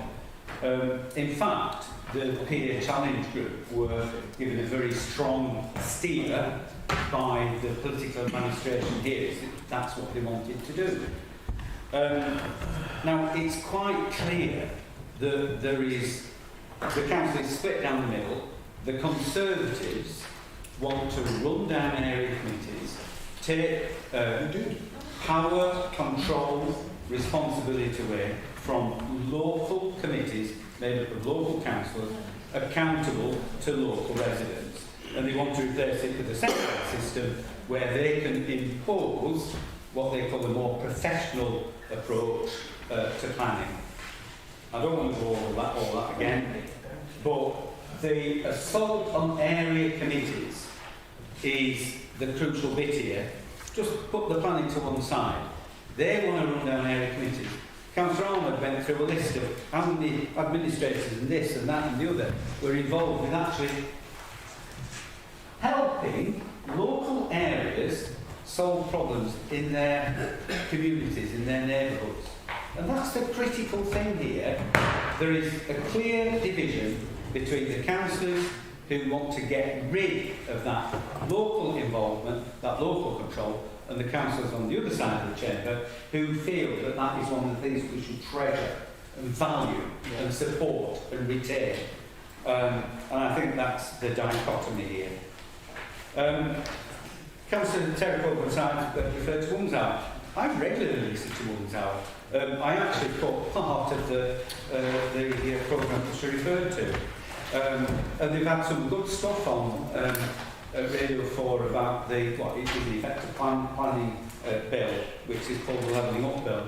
But I'm sure that we're all aware, for councillors anyway, that the toing and froing and the U-turns just leave you dizzy, with Michael Gove saying one thing one day and then coming out with a different thing the other day, depending on the whims of the right wing of the Conservative Party.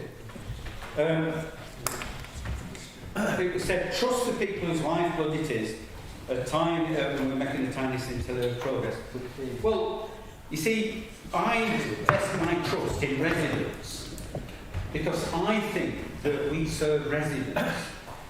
We do not serve a professional set of planning officers, and I've no disrespect whatsoever to Neil, who I treasure and value highly. But we need to balance what residents are saying with the professional opinion and make that councillor judgment, that quasi-judicial judgment. Reference by Councillor Tomwick to the October meeting. During the adjournment, there were representatives from all the groups and the independent group around the table there, together with our officer team, and I put forward the compromise position, the one that we're, in terms of the development management, we are proposing tonight. And the Conservatives present threw it out, dismissed it out of hand. Our group will not agree to that, said Councillor David Coburn-Price in his suave tones. And then Councillor Sarah Coburn-Price tonight and said, well, welcome this into the progress. Back in October, we could have got to this position. We could have saved 2 months of this hiatus that we've suffered because of the intransigence of members, some members of the Conservative group. It'd be interesting to know whether they actually reported back to the rest of the Conservatives that that was what was on the table. And at that meeting, you recall, Councillor David Coburn-Price was insistent that it should be 10 objections from 10 different households. And so a lot of stuff will never ever get to a committee in order for residents to be able to put their points forward. And as for parish and town council involvement, well, every single area committee we've got in Pendle has got parish and town council representatives on it. They play a full part of development control matters and in the planning process. Please vote for this. Get it through. Get rid of this mess that we're in. So there's a motion. Name vote. Are you giving an amendment? What's the amendment? I want to move the amendment, Mr. Mayor. Yeah. Mr. Mayor, I was summing up. I was summing up the debate. The advice of me is that he can do an amendment. Probably get another turn to sum up then. In terms of the amendment, Councillor Whip and the Labour Group are quite passionate about this, and that's clear. But it doesn't solve the underlying issue of the planning. What's this? What is it? Here, will you stop interrupting Councillor Whip and speak? So it doesn't solve the issue, and I think the motion needs to include that the planning system where we operate on this council is kept under review and is reconsidered with the involvement of all 3 groups in a way forward that we can start meeting our targets and delivering for our residents. What's the amendment? What's the amendment? The amendment is to keep the planning process, how we make decisions, under review and is reconsidered with all 3 group leaders.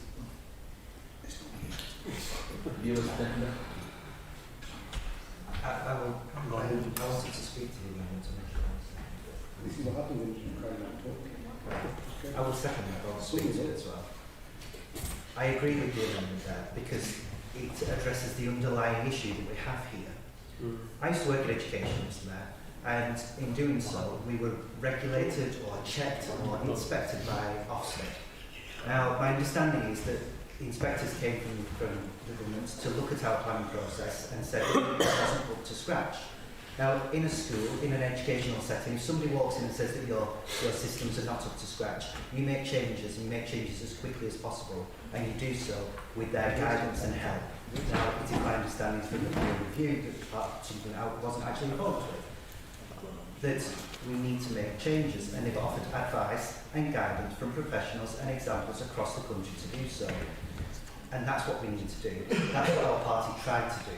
And unfortunately, it was blocked. It was changed. We lost our dear friend Carlo, so we didn't have the powers to put that through as we would like to. Now, I'm happy to go with this. I'm happy that it gets things moving again because I really genuinely care about the process for the people of Pendle because that's what we're here for. We're here to represent them and keep the processes moving. But it doesn't solve that issue of that is underlying everything. We need to make change. We need to make fundamental change and make sure that our planning process is up to scratch. And I will welcome going forward on that about how we build a proper planning system that addresses the problems that have been raised by the government's inspectors.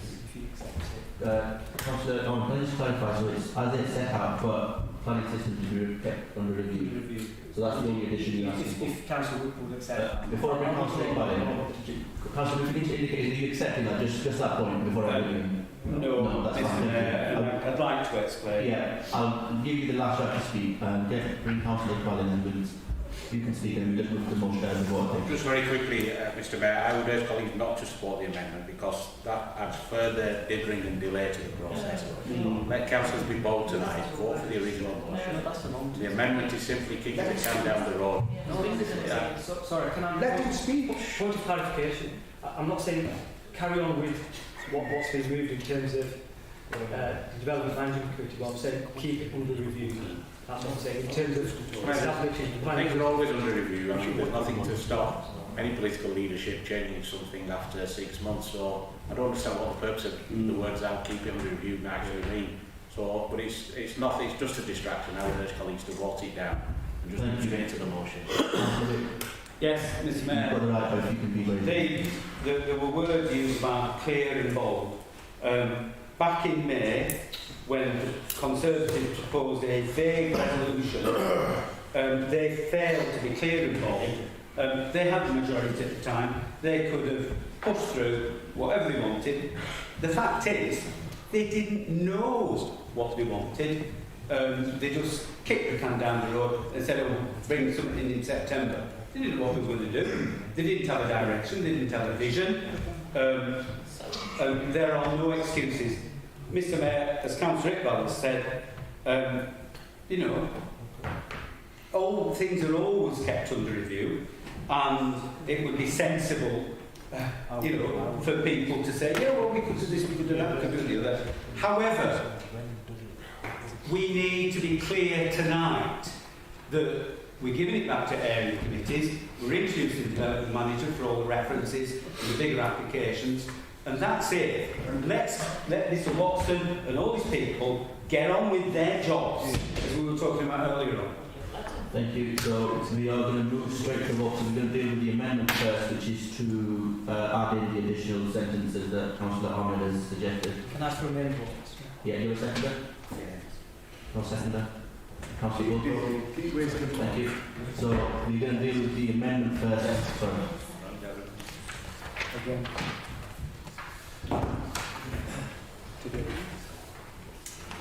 We're going to wait for Jamie to get the papers ready.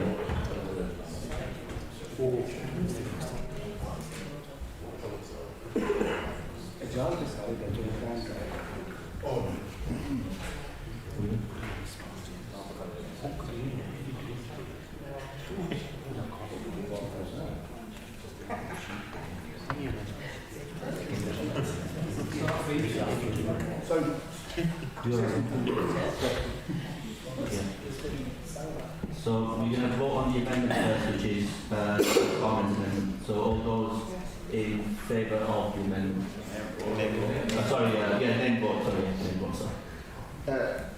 Yes, Councillor, please could you answer when your name is called, either for, against or abstention in relation to the amendment? Adnan Mohammed. Against. Ahmad Faraz. Against. Ahmed Nadeem. For. Ahmed Sajjad. Against. Albin David. For. Ali Zafar. Against. Amma Mohammed. Against. Anwar Ruby. Against. Ashraf Naeem. Against. Aslam Mohammed. All. Butterworth Neil.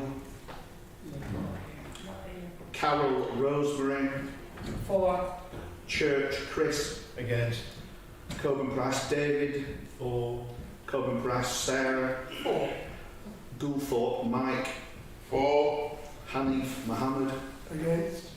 Iqbal Mohammed. Against. Iqbal Yasser. Against. Kaleem Mohammed. For. Lord Dorothy. Against. McGladdery Kieran. For. McGladdery Paul. For. Mahmood Asjad. Against. Newman Brian. Against. Purcell Jennifer. For. Salter Kevin. For. Stone Martin. For. Sutcliffe Ash. For. Whip David. Against. Whip Tom. Against. Thank you.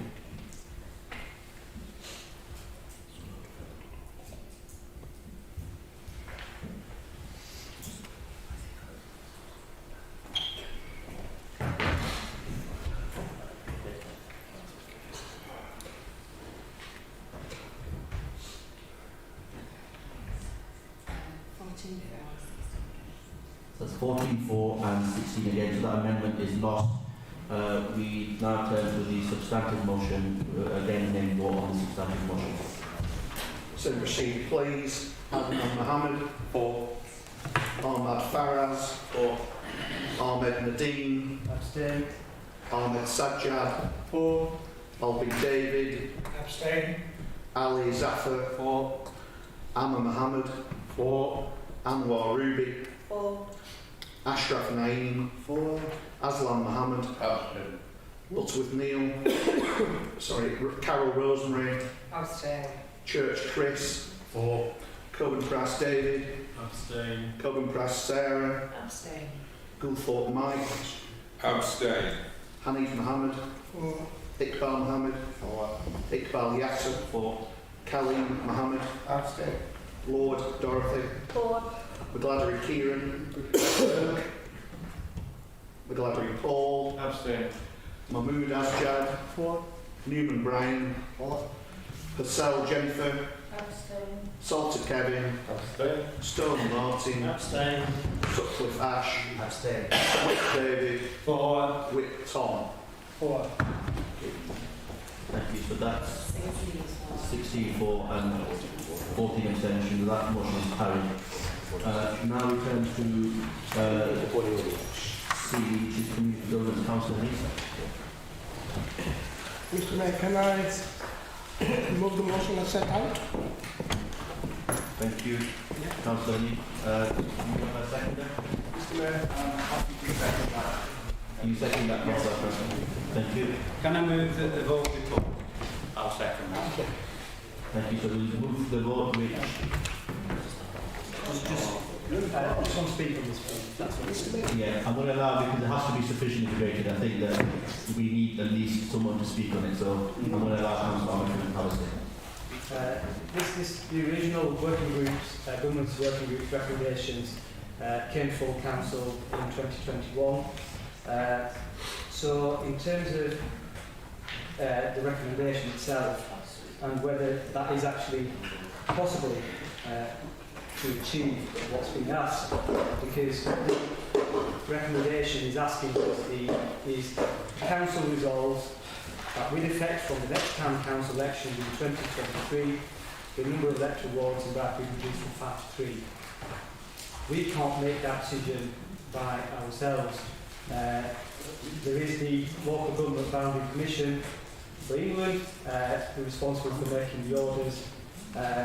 in terms of wards and boundary changes, so we can't just rubber stamp it this evening. And even if this motion is carried, my understanding is, because the Boundary Commission required the changes to be sent to them by 1st of October of this year, for that to take effect next year. And even if it is approved, it can't be done for the elections next year. There will be elections in the future, and the election will be 2027, or if the by-election before then. But in other words, it can't take effect until 2024. So the motion is what it is, but that's my information that I have. Thank you, Councillor. Yeah, my information is completely opposite, Mr Mayor. The Boundary Commission, the review of town and parish councils was taken by this council. There was a work done by the Boundary Commission back in 2021. The Governance Working Group made recommendations, and my understanding from based on the advice that I've had is that those recommendations still stand. They don't need to go to the Boundary Commission. So I would urge colleagues to not vote for the red herring or the blue herring drawn by Councillor Ahmed. Let's move forward on this motion. It's a legal motion. Yeah. Thank you. No other speakers. Councillor, do you want to sum up? Mr Mayor, I totally agree with Councillor Mark. I think our leader is giving the misinformation. When this was actually written, I spent a lot of time with Phil Mosdale looking at this, and the Boundary Commission doesn't give permission to Pendle Council. They did the research, they asked everybody else, and the paper that was written had 4 different changes in there, 4 different parishes and town councils. Okay? And what the town leadership at that time did, accepted all of them except Bradfield, because it was a political move. Yes. Okay, so it was politics, nothing else. Okay? Now, I've asked the question, I've had meetings, I've actually met Phil Mosdale as well. Okay? Because out of all these people, he knows what he's talking about. And he said, you can't tell it, it's been over 6 months, this is a legal motion, the paperwork is right, and it can be done. You don't need to go national. What we decide today will be implemented, Mr. Mayor. So I suggest that colleagues obviously vote for this. If you want to make politics, that's fine. But if you're accepting a change from Pendle Council review for all of the town and parish councils, then why look at Bradford separately? Thank you, Councillor. So we're going to go straight to the vote now. All those in favour of the motion, please show your hands.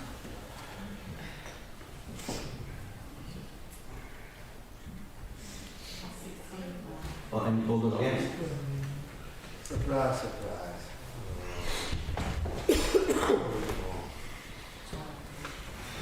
64 and 12 against, that motion is carried. Next is D, health standards for housing. Before I bring Councillor Lord on, Councillor Faraz Ahmed, can I just check that you got a very similar motion H? I have, yes, yeah, but I'd like obviously to carry. Fine, I'll bring Councillor Lord in. Councillor Lord, yes, thank you. Thank you, Mr Mayor. Can I just make a comment on an earlier motion? I found it really rude that 9 councillors from this group were on the phones when Councillor Wick was speaking. I hope that doesn't happen in any others. I just find that just unbelievable.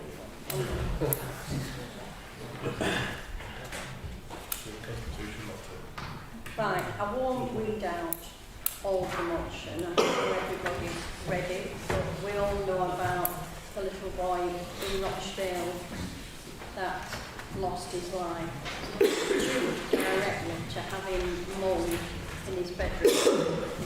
Now, this can't be just Rochdale, obviously, but it made me think, how much of this have we got going on in Pendle or anywhere? The East Lancs is absolutely full of Victorian houses. I live in one myself. It was built in 1886 in Waterside. They're all that age. And They're just all over. They're everywhere. So I did a bit of digging. Well, first of all, I'll give you 2 examples. One example is an email that I had from somebody that lives in a housing association flat in Colne, run by the well-known housing association. I don't really want to mention the name, but it's got housing in the title. And her bathroom is absolutely full of damp and black mould, and she sent me the pictures. And she was very distressed about it. She's got COPD anyway. The whole situation is making her mental health deteriorate, and she just wants to move.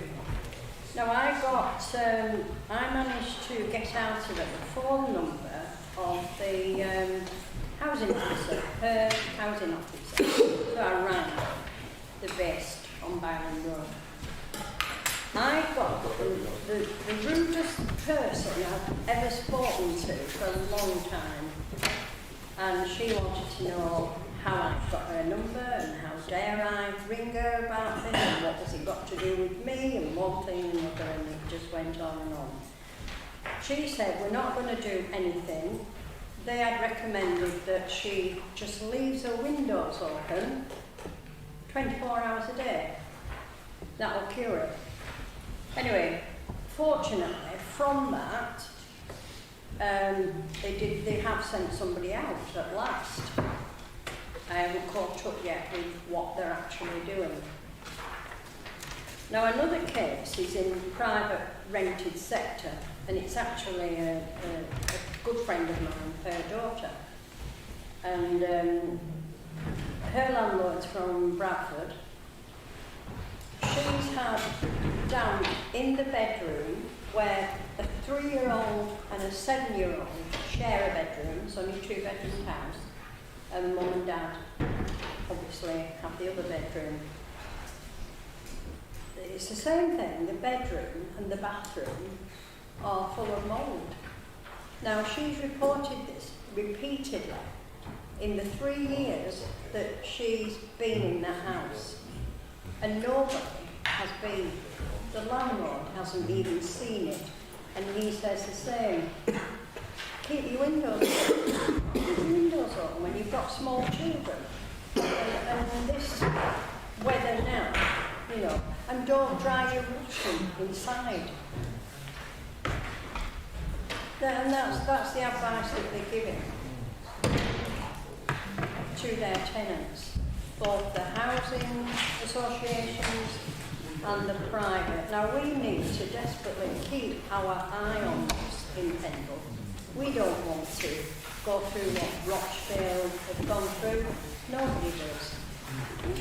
So I move, and I hope you all support this, I move that the recommendations set out. And if anybody has to write to anybody, like the MP or anything, can you please CC whoever's moving the motion? I don't think we do this, and we should do. I want to know what the letter says, who's written it. Thank you, Councillor. Your time's up. All right, thank you. Thank you, Councillor. You have a second then? Yeah, thank you, Mr. Mayor. I'll second that motion. Just to highlight, Mr. Mayor, honestly, especially in our social housing sector, I know there's issues within the private sector as well, but coming down to the housing standards department as well, I've had a lot of complaints from local residents saying that they have wrote to the housing standards department and they've not had no response.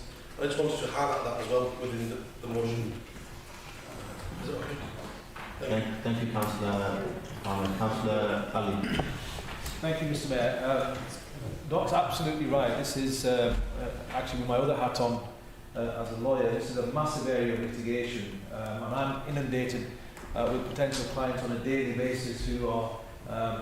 You all may well have seen the advertisements on Facebook and other places about has your house got mould and all the rest of it. This potentially, Mr. Mayor, could really see housing associations struggle beyond repair, and if we're not careful, as the overarching sort of governing body or the supervisory sort of body. We're going to let these housing associations keep doing what they're doing to try and look after their stock with advices. As you're absolutely right, the clients tell me of exactly the same statements. Leave your windows open, don't put your laundry on the inside. Where are you going to put it when it's -4 outside? You're going to leave it on the inside. And unfortunately, the problems that arise, therefore, are real. These are not fictitious accounts. So I absolutely agree with the motion. I support it full-heartedly. We're all elected to represent the views of all residents, not just in our own wards, but across the borough. And this is an issue that may not necessarily affect some of us in our own wards, but certainly affects the issues of thousands of people who live in these homes across our borough. So I urge all colleagues to support it fully and wholeheartedly. Thank you, Mr. Mayor. Councillor Wick. This one. Thank you, Mr. Mayor. There are 4 parts to the resolution at the end, which the first one is about private rented sector support for the Renters Reform Bill. And we have huge problems in Pendle with the housing stock we were talking about earlier on.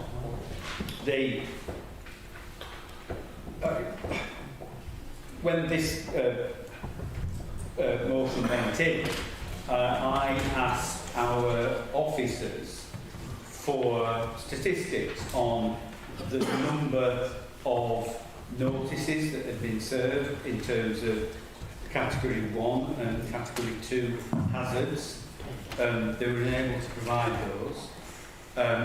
There were a whole series of housing standard issues that they could not answer because they just did not know. And I think there is a significant failure of political will to actually address these issues here in Pendle.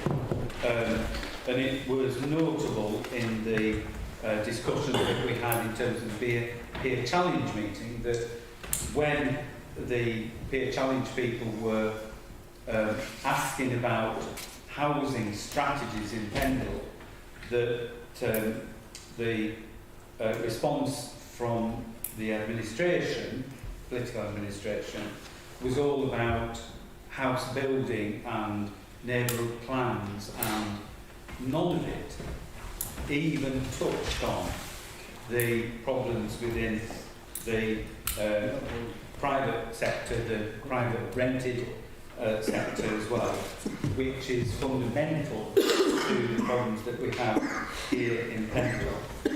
The second part of the resolution calls for a report to the next meeting of Policy Resources to see what powers we have and how they could be used and how they could be extended.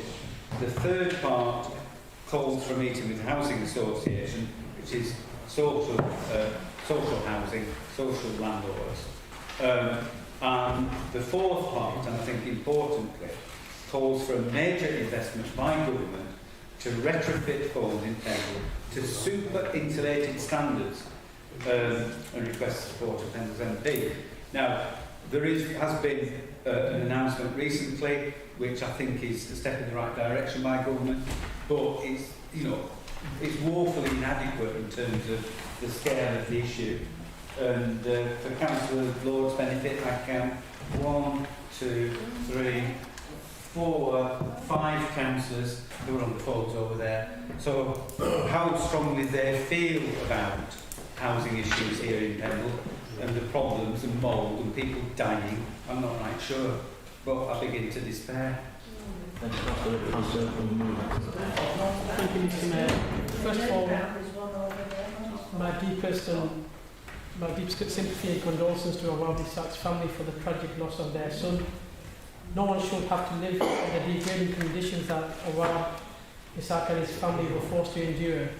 From the coroner's report, Awad's father repeatedly raised concerns about the mould with the local housing association, which failed to fix the problems. It was also found that the coroner said Awad's death should be a defining moment. it should be a wake-up call to the housing sector. The exposure to persistent black mould on the walls of the family's rented home were cause of his death, and this should not happen. It should not be allowed, and it should never happen ever again. We must listen to the tenants' complaints about the standard and the damp, the mould, and we must take prompt action to rectify any issues that are raised.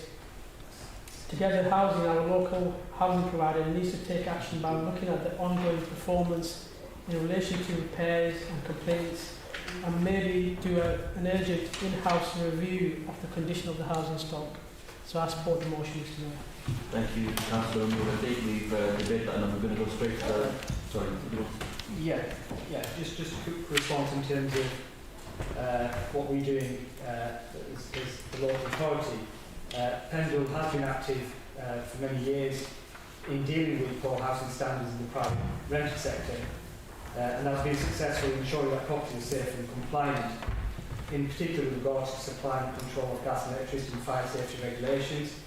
Around 56% of our stock is pre-1920, which we've heard before, solid stone construction, which is more than twice the national average, and consequently is considered hard to heat. To address the specific issues of damp and mould in the private rented properties, and we've also talked about the public sector as well, we'll be reviewing and improving the council's response times in dealing with damp and mould complaints, working collaboratively with other Lancashire authorities to make sure there's a consistent approach and that we're not doing anything that other local authorities are not doing. Reviewing our processes to ensure that officers are providing a consistent and effective approach, exploring and progressing where appropriate the use of other available legislation to expedite the damp and mould complaints in rented properties. We'll be raising awareness and encourage the uptake of improvements of heating and insulation grants that are available through the Cause of Homes in Lancashire scheme, central heating and insulation boiler grants Lancashire, or through the affordable warmth scheme. Working with both tenants and landlords, it's important that we also work with our landlords to deal with this problem in order to try to ensure that properties are occupied safely and healthily by a range of households, spectrum of lifestyles, updating our website in order to make information on damp and mould more accessible to our residents and to distribute information leaflets on damp and mould directly to tenants, and make leaflets more readily available in public buildings, utilising social media to communicate advice and support in dealing with damp and mould. When the sad and tragic case happened with this young child who sadly passed away, Michael Gove and his department contacted every single council leader, chief exec, and wrote to the council and asked, and have asked us as Pendle as well, what we do about this problem, specific problem. We've had to send a response back. I think we have sent a response back. And but clearly more work needs to be done, not just by us, but I think nationally, this is a national issue. Having said that, the environmental health residential team is small. It is a small team, I think it has to be accepted, but it's a dedicated team endeavouring to provide the best possible service. Like I said, resources are limited, and we have had difficulties in recruiting environmental health officers, including those with specialist housing knowledge due to the national shortage of environmental health officers. As our latest stock condition survey was carried out way back in 2006, and has not been updated since, we'll need to rely on national data in our response to DEL UCH, along with assumptions based on our enforcement activity carried out in recent years. So I think it's a bit unfair to say that we as Pendle are not doing anything. Yes, we are, but we need to do more. And collectively, this is a non-political issue. I think we all need to work together on this. In terms, specifically in terms of the resolution, I think a lot of this, what's in the resolution, is already happening at a national level, and it does need to happen at that level. And clearly, it's not an issue where we need to ask the government to do things. That motion, that process has started, and I think we're jumping the gun slightly, I would say, in terms of asking the report to the next P&R. And I think that's way too early. I think we need to consider what we're doing, review our internal process and where we are, and then take it from there. So that's all I'll say on this motion. Thank you. Thank you. We're going to go straight to the vote then on all those in favour of the motion. Please show your hands.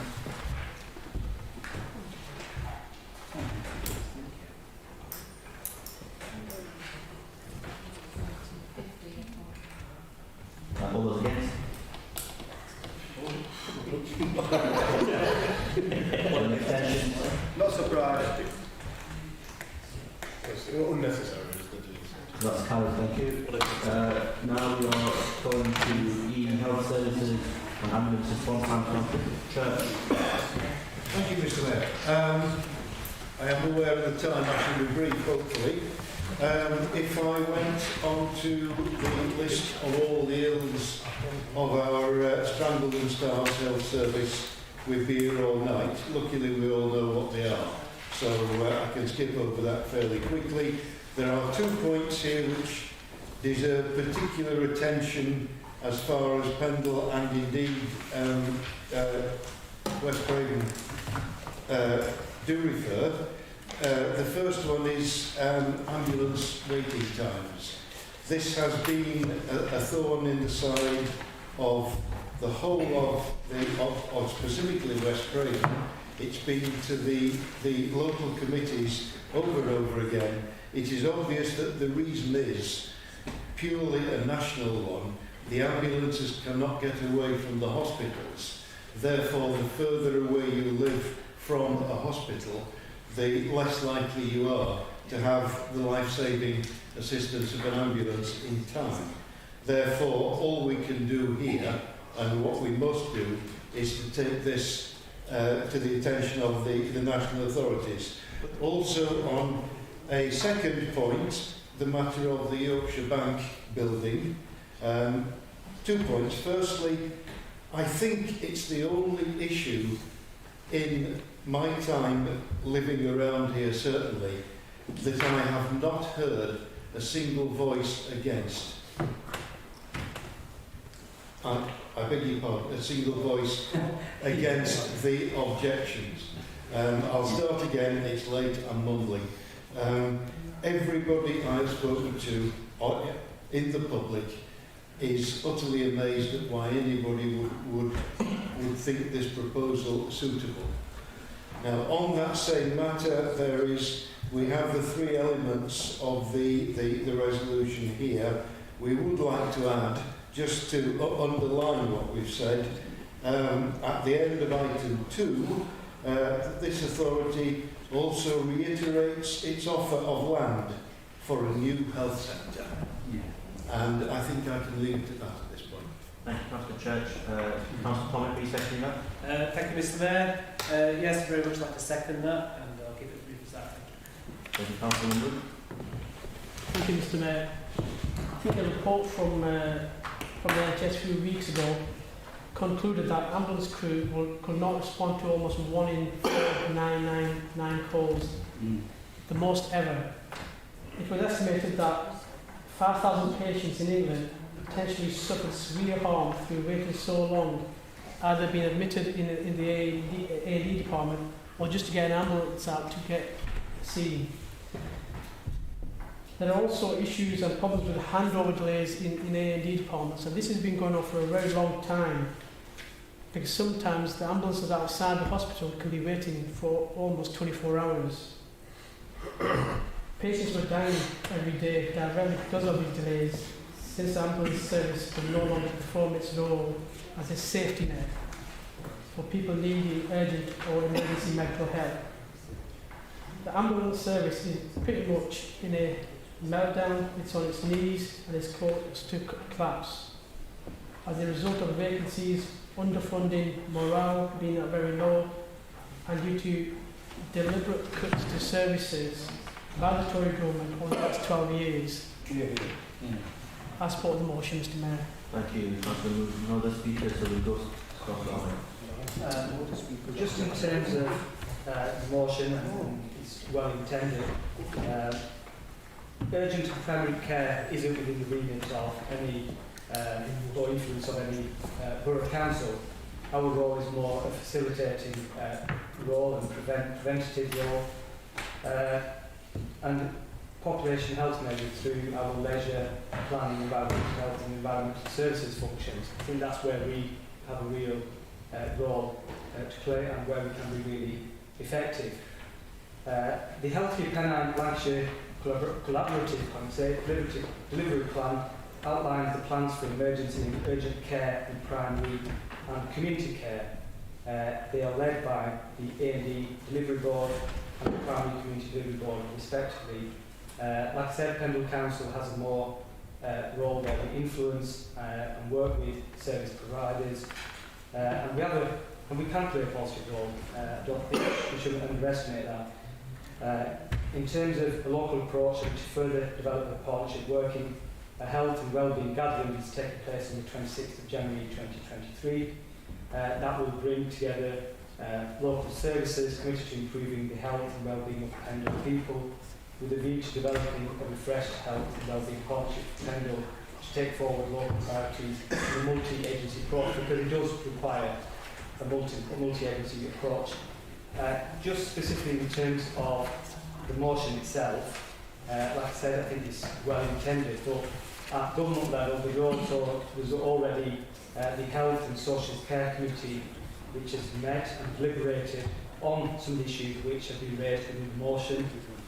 Recommendations have been made to the government, which the government is considering, and I think it's one of them things we need to wait see what the government's response is to the recommendations of the Health and Social Care Committee, because I think it's from there where policy and legislation will be implemented.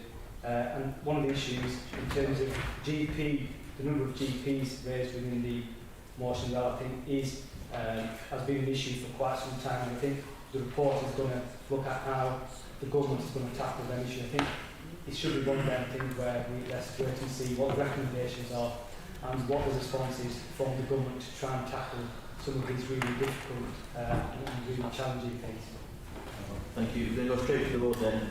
All those in favour of the motion, please show your hands.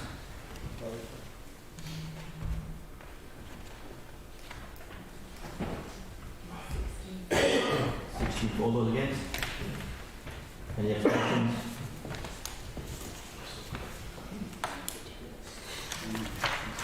Seven, 16 for 7 abstentions, that's carried. We're on F, Sustainable Transport, Councillor Tomby. Thank you, Mr Mayor.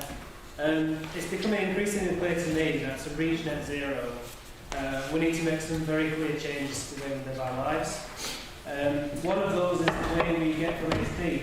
The current way we do it is just completely unsustainable, and electric cars are not the be-all solution. I think it's a future of multimodal options that gives us that net zero. One of those is trains, we've got walking, cycling, etc. So this really outlines what quick steps we could do in seeing what our future could look like for Pendle. Mr Mayor, the Con-Skipton line has been in talks for a long, long time, and I think it is about time now that the government makes a final decision on if it's moving forward or not. Be that for proponents like myself, or for the people who are worried about it, living next to the disused railway line, that really need an answer to the overbearing question of whether they'll have a train line through their backyard. Mr Mayor, I think it's fair for everyone, if the government does make a final decision, they need to stop dilly-dallying with, photo ops, etc., coming to Pond and just not doing anything. So that's the point of that one. Mr Mayor, I'll move. Thank you. Councillor David, are you second that? Yeah, Mr Mayor, I think for all involved, CELRAT, local residents, both for and against having a rail line, certainty is what we want. The other parts of the resolution that Councillor Tomlin hasn't highlighted is about the calls for sustainable and active travel measures to be implemented as far as we could possibly can in Pendle, which in some ways relates back to the point that Councillor Ahmed made about healthier populations. I second it. Thank you. Councillor Sutcliffe. Thank you, Mr Mayor. I just want to point out that the wording on number 2 says the highway authority, and it's worth bearing in mind that the cabinet member in the cabinet for the highways is now called the highway and active travel member. So it is something that's at the forefront of the county council's agenda. And they're also sort of expanding. And I also want to say I absolutely agree with everything you just said about Sarah. I'm a massive campaign for Sarah and support them and meet with them on a regular basis. So thank you for raising that profile once again in this chamber. Back to what the county council are doing. We've recently received a £36 million grant from the government to improve our bus transport network, and a big wedge of that is coming across the Pendle as well. So that will help improve some of our sustainable travel. And we're also hoping to hear about the levelling up fund bid that went from the county, which is a £50 million bid. If it is successful, then it will be spent on Liverpool neighbourhoods and active travel, and it's all for the east of the county, so it's for Burnley, Pendle, Rossendale and Hampshire. So it's a really great way for us to improve active travel links. And it's worth, and again, it's not this authority that is in charge of those things, whilst we may manage them and be a facilitator of those things, to use Councillor Ahmed's word, it is the Highways Authority that would, Highways and Active Travel Authority that would do that. So, some good news, and I'll be on Sarah. Councillor Stone, we last we're going to move the vote if we need to. Thank you, Mr Mayor. Point of clarification for me around the wording of Resolution 1. Is Resolution 1 just calling for a decision, yes or no? Or is the resolution implying that it's calling for a positive decision? Mr Mayor, this council is very clear in its policy on the Skipton line. So this isn't affecting that. This is very clearly just asking for a decision to be made. And the government can look at our previous support to which way the council thinks it should go. Thank you, Councillor Tomway. I think we're going to move the vote. It's conscious of the time, Councillor Ahmed. I'll be 2 minutes, not in 2 minutes. Just in terms of the council has raised the issue of the Corn and Skipton railway line. In all the forums that we have an opportunity to raise that in, it's important that we all champion that scheme. And the scheme is one that requires a huge amount of money, and only the government can deliver on that. Estimates are around about £500 million to provide the Corn rail link. As part of the Lancashire 2050 plan, which I referred to earlier, that is one of the avenues where I think this needs to be raised and has been raised.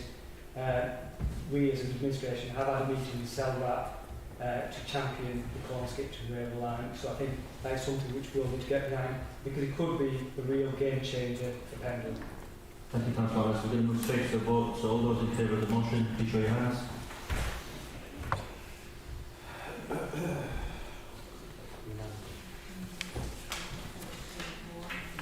17 for, those against. Any abstentions?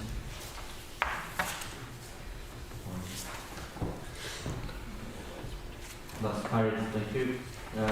We now come on to live streaming of council meetings. Councillor David Wick. Mr Mayor, this motion notes that the current policy of the council is for live stream meetings, and there was supposed to be a report considered by this authority by September of this year, which clearly didn't happen.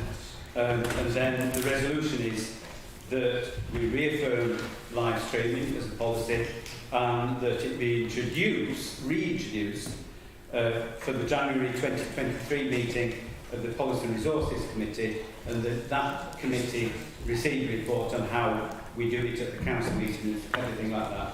Through the good auspices, principally of Councillor Tomwick, we have live streaming of this meeting, and we know that on occasions we've had 1,500 people who have watched these meetings, and the extraordinary council meeting, I think we had, the last time I looked, it was 987 people who viewed it online. I don't know how many people have got left within the gallery, but they are vastly outnumbered by our online audience. And it's time that this council took it seriously. I appreciate that the ruling Conservative group are opposed to this. They don't want to be transparent, they don't want to be open, and they don't want people to see what they're doing. But we think it's important. This council has to have a policy, and we should not only have a policy, we should implement it as well. I move. Thank you. Your second then? Thank you, Mr. Mayor. Quick question to you, Mr. Mayor. How many people are in the gallery right now? Three. Mr. Mayor, there are currently 8 people watching online, so there are more people watching through that camera now. 7. And there are 7. Oh, you're not counting yourself then.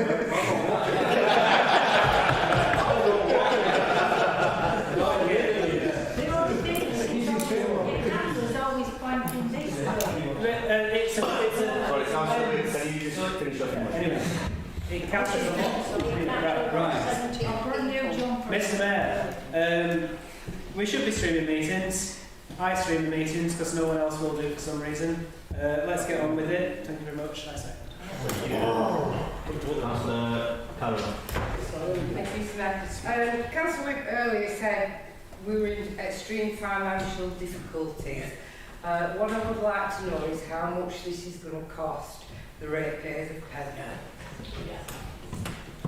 Thank you, Councillor Ahmed and Councillor.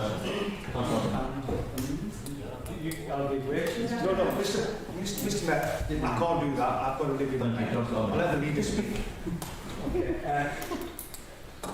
In terms of the motion is referring and using justification for this motion. For one of the justifications, this was a recommendation of the European Challenge carried out earlier this year.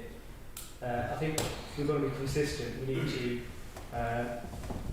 follow the Peer Challenge review and what they said about one of the items which we discussed earlier in terms of the planning committee. So I think we can't pick and choose. There was no agreement to implement live streaming by a set date, and officers have been working on other areas of the corporate peer challenge action plan, such as planning, medium-term forecast, capital programme and transformation. This action set out with the former corporate director, unfortunately has been taken forward at this moment in time. We'll now sit with the director of resources. But however, there's a lot of questions which need answering before we rush into making a decision. So I think what we need to understand is the scope of the ask, what we're actually asking for. I think that's important. Do we really understand what we're asking for, what the implications are, and what the comments we made about the cost implications. So I think there's a number of questions which I think haven't been addressed and need to be addressed is what do members of the public want to be able to access, what they're actually looking for. Do we have access to reference sites which we can look at? What does best practice from the district council look like? What format should then streaming take? Video, audio, etc. And on what platform? Which meetings, if any, should be live streamed? Council, P&R, area committees? What are the ICT implications for the new hardware, software licences? Are we looking at fixed or a mobile kit? What are the staffing implications? We talked about staffing earlier on. So again, if we want to be consistent, we're going to be creating a lot of extra work for our staff if this motion is carried. What are the staffing implications and what level of training is required? Do we need to consider data protection issues? So I think I can't support the motion I set out. There's lots of questions which haven't been answered and requires further discussion. Thank you, Councillor Ashcroft. Thank you, Mr. Mayor. I wholeheartedly agree with this motion. I totally support what Councillor David Wick and Tom agreed. I think it's more about accountability and transparency as well. A couple of months ago, we had a full council meeting here, and luckily we had the live stream. An incident took place here, which I don't want to go into detail, and I was actually contacted by the police. I got a phone call from one of the detectives saying that we've had a complaint of X, Y, and Z. I'm not going to mention names. And you know what I turned around and said? I said, obviously, it's wasting your time. But I said, if you need be, just go on YouTube, look at the incident, and you'll see that absolutely nothing happened. So more than anything else, I think we need to have this live stream, and it'll stop you know, everybody will be held accountable for it. So I'm more than happy to support this. Thank you, Councillor. Councillor Stone, depending on how long you take, there might be some time for Councillor Golden Price. Thank you, Mr. Mayor. I should be extremely brief. Councillor David Wick was critical of us earlier in the evening for making a decision in May about the planning committee without having thought through implementation. Yet I read this resolution and it does exactly the same thing. It basically says we reaffirm the policy of live streaming meetings and a report detailing how this will be extended to council and other committee meetings will be considered in January 2023.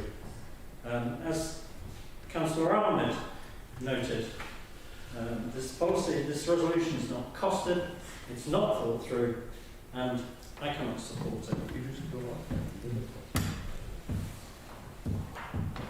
Councillor Golden Price, if you're very quick.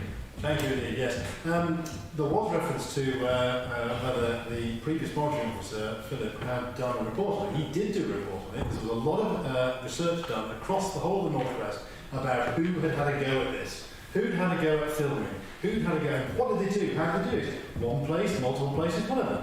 The key finding was that a lot of them had tried it and given up on it because it was too time consuming and too expensive. Whatever number you came up with, we asked about the cost, whatever number you came up with, it cost more. And therefore, I'd love to know where all this policy on the hoof, let's do this, rush into it again. It's all about rushing into things. Just like the electric charging point contract that you try to allocate to a particular company just in advance of a proper review being done, because they didn't score very well, did they? So just making it up on the hoof again, not the right way to do it. Yeah. Let's research it properly. We have a Director of Resources, he's already got a starting point with the previous paper written, so let's build on that and let's address the peer challenge review findings. Thank you. We're going to go to the vote there. Responding to the vote, Mr. Mayor, December 2019, we commenced live streaming of council meetings, and they continued through the pandemic. We had an in-person meeting, the annual meeting, when the Conservatives took control, and that was the last live stream undertaken by Pendle Council. We have, as a council, already done it. That's why we're talking about reintroduction. As for costs, the 4G dongle that's in that machine cost me £12.50 a month, and the direct costs, revenue costs, at £12.50 a month. Mr. Mayor, can I move standing order 13.9 that the meeting continued beyond 11 p.m? We're going to deal with this motion first because that happens after this motion. So if we deal with this motion first, which is so all those in favour of the motion, section C, last streaming council, all those in favour?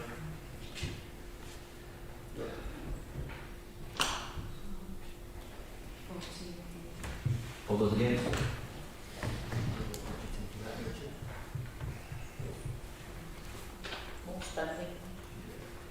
£12.50 a month. That's 11 against, so that's carried. £12.50 to film yourself. Oh, thousands of people. Mr. Mayor, can I move standing order 13.9 that the meeting continue beyond 11 p.m? I think, Councillor Whip, I think you're looking at part 4, number 8, page 69. So it says, unless majority of members present vote for the meeting to continue with all or any of the remaining business, any meeting that's lasted until 11 p.m. will adjourn upon conclusion of the item then under consideration. Remaining business will be considered at the next order meeting. So I'm moving standing order 13.9, which can be moved without notice that the meeting will continue beyond 11 p.m. So all those in favour of it? Sorry, Seconded. All those in favour? So, Councillor Thomas, you are second. Aye, second. Thank you. All those in favour of extending the meeting?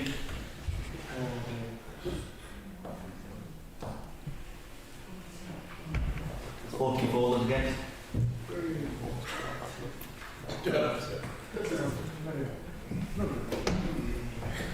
Thank you. So H is no longer, is that Being withdrawn, Councillor. That's right, yeah. Yeah, thank you. Emergency contract arrangements, Councillor Lord. Yeah, I'll just be very quick on this. A couple of Sundays ago, a resident contacted me to say that a tap had been snapped off in Colne Cemetery and the water was shooting up by 10 feet. So I tried to get hold of various people and then eventually I rang the emergency contact number from Pendle. Now, I believe that I got through to somewhere very, very far from here, certainly not in this country.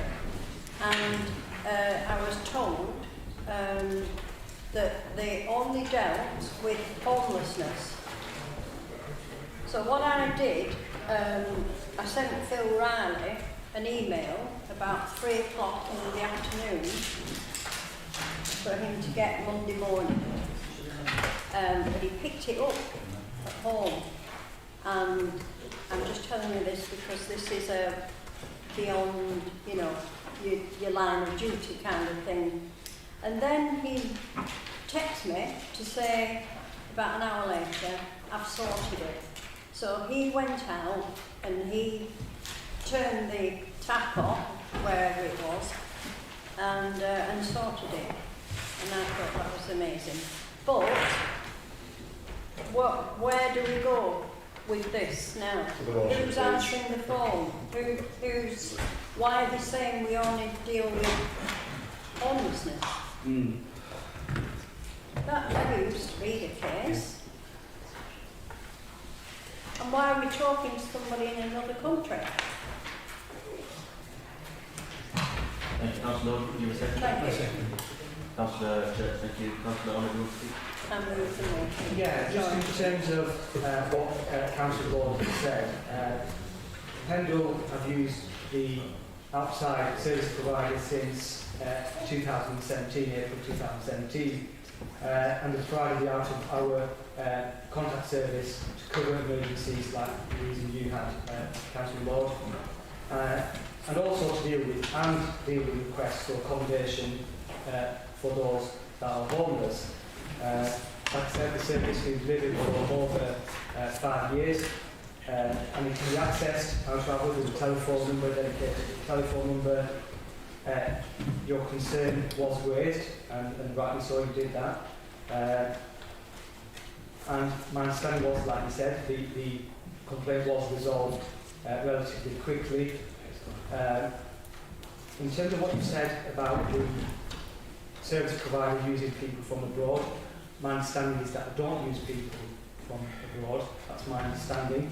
And in response to the complaint you made, the service provider has been contacted and asked to carry out an investigation and look into what was said and the reported failings of the operator, and we're seeking reassurances and steps that will be taken in the future to make sure the operators are fully aware of the services that Pendle Council needs to provide. And my own view on this motion is, I don't think it was necessary to have a motion. I think you did perfectly well in terms of just raising with a senior officer, and it was resolved, like I said, relatively quickly. But I don't really particularly see the need for a motion at full council for something like this. Thank you. Before I bring Councillor Lord in, any other speakers? No, Councillor Lord, you've got the final say on this motion. Sorry? You've got the final say on this because you're the mover. Go to the roll. Oh, right, yes, I know that. Yeah. Okay, did you want to speak? Yes, I do. Yeah, go on. Well, when we ring our emergency call centre for an emergency, you would expect somebody to act on the emergency that you're reporting. Not have an officer, because he's very conscious, going out on a Sunday afternoon in the dark, in the cemetery, and fixing it. That's not what it's meant to be like. Because by the time they picked up an email. Thank you, Councillor. So we're going to move straight to the vote then. All those in favour of the motion, show your hands.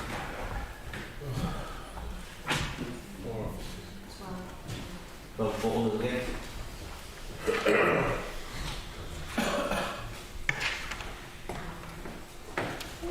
12 for and 10 against, so that's carried. Now we come on to flood alleviation area. Before I invite Councillor David Vick to move this or say anything on it, I must tell members that I received legal advice and see comments made by the Chief Finance Officer about the next motion, which is effectively summarised as follows. As there's no grant award, and this is the advice, there's no grant award and the scheme has not been appraised, this scheme cannot go into the capital programme, and the relevant financial provisions which have been pointed out to me can be found at page 96 and page 118 of the standing orders. So the advice I've received is that the motion should be ruled out of order and accordingly cannot proceed. For the sake of clarity, I've read the Constitution myself and read the part specifically referred to. I've also read Article 113.04, which is at page 18, which says that ultimately the Mayor has the final say on the construction and interpretation of the standing orders. So I've had regard to all of that. So after balance rights of members to propose and discuss motions on behalf of their constituents before the full council, with the constraints that are placed on the council and its officers to act in accordance with the rules and procedures adopted by this council. When I conduct that balancing exercise and with regard to the rules which I refer to, my judgment is that the motion is indeed out of order and therefore cannot proceed. For the sake of clarity, this is my final ruling. Thank you. So that simply can't be discussed. We move on now to the next motion, which is the dead hand of Pendle's administration. Exclusion of public interest. Move that, Mr. Mayor. Seconder. Councillor Purcell is seconding that. I saw that first. I was very clear. So, Councillor, can you turn that off, please? If we could ask members of the public, please, to leave. It's in the public, it's in the private. Moving to private session.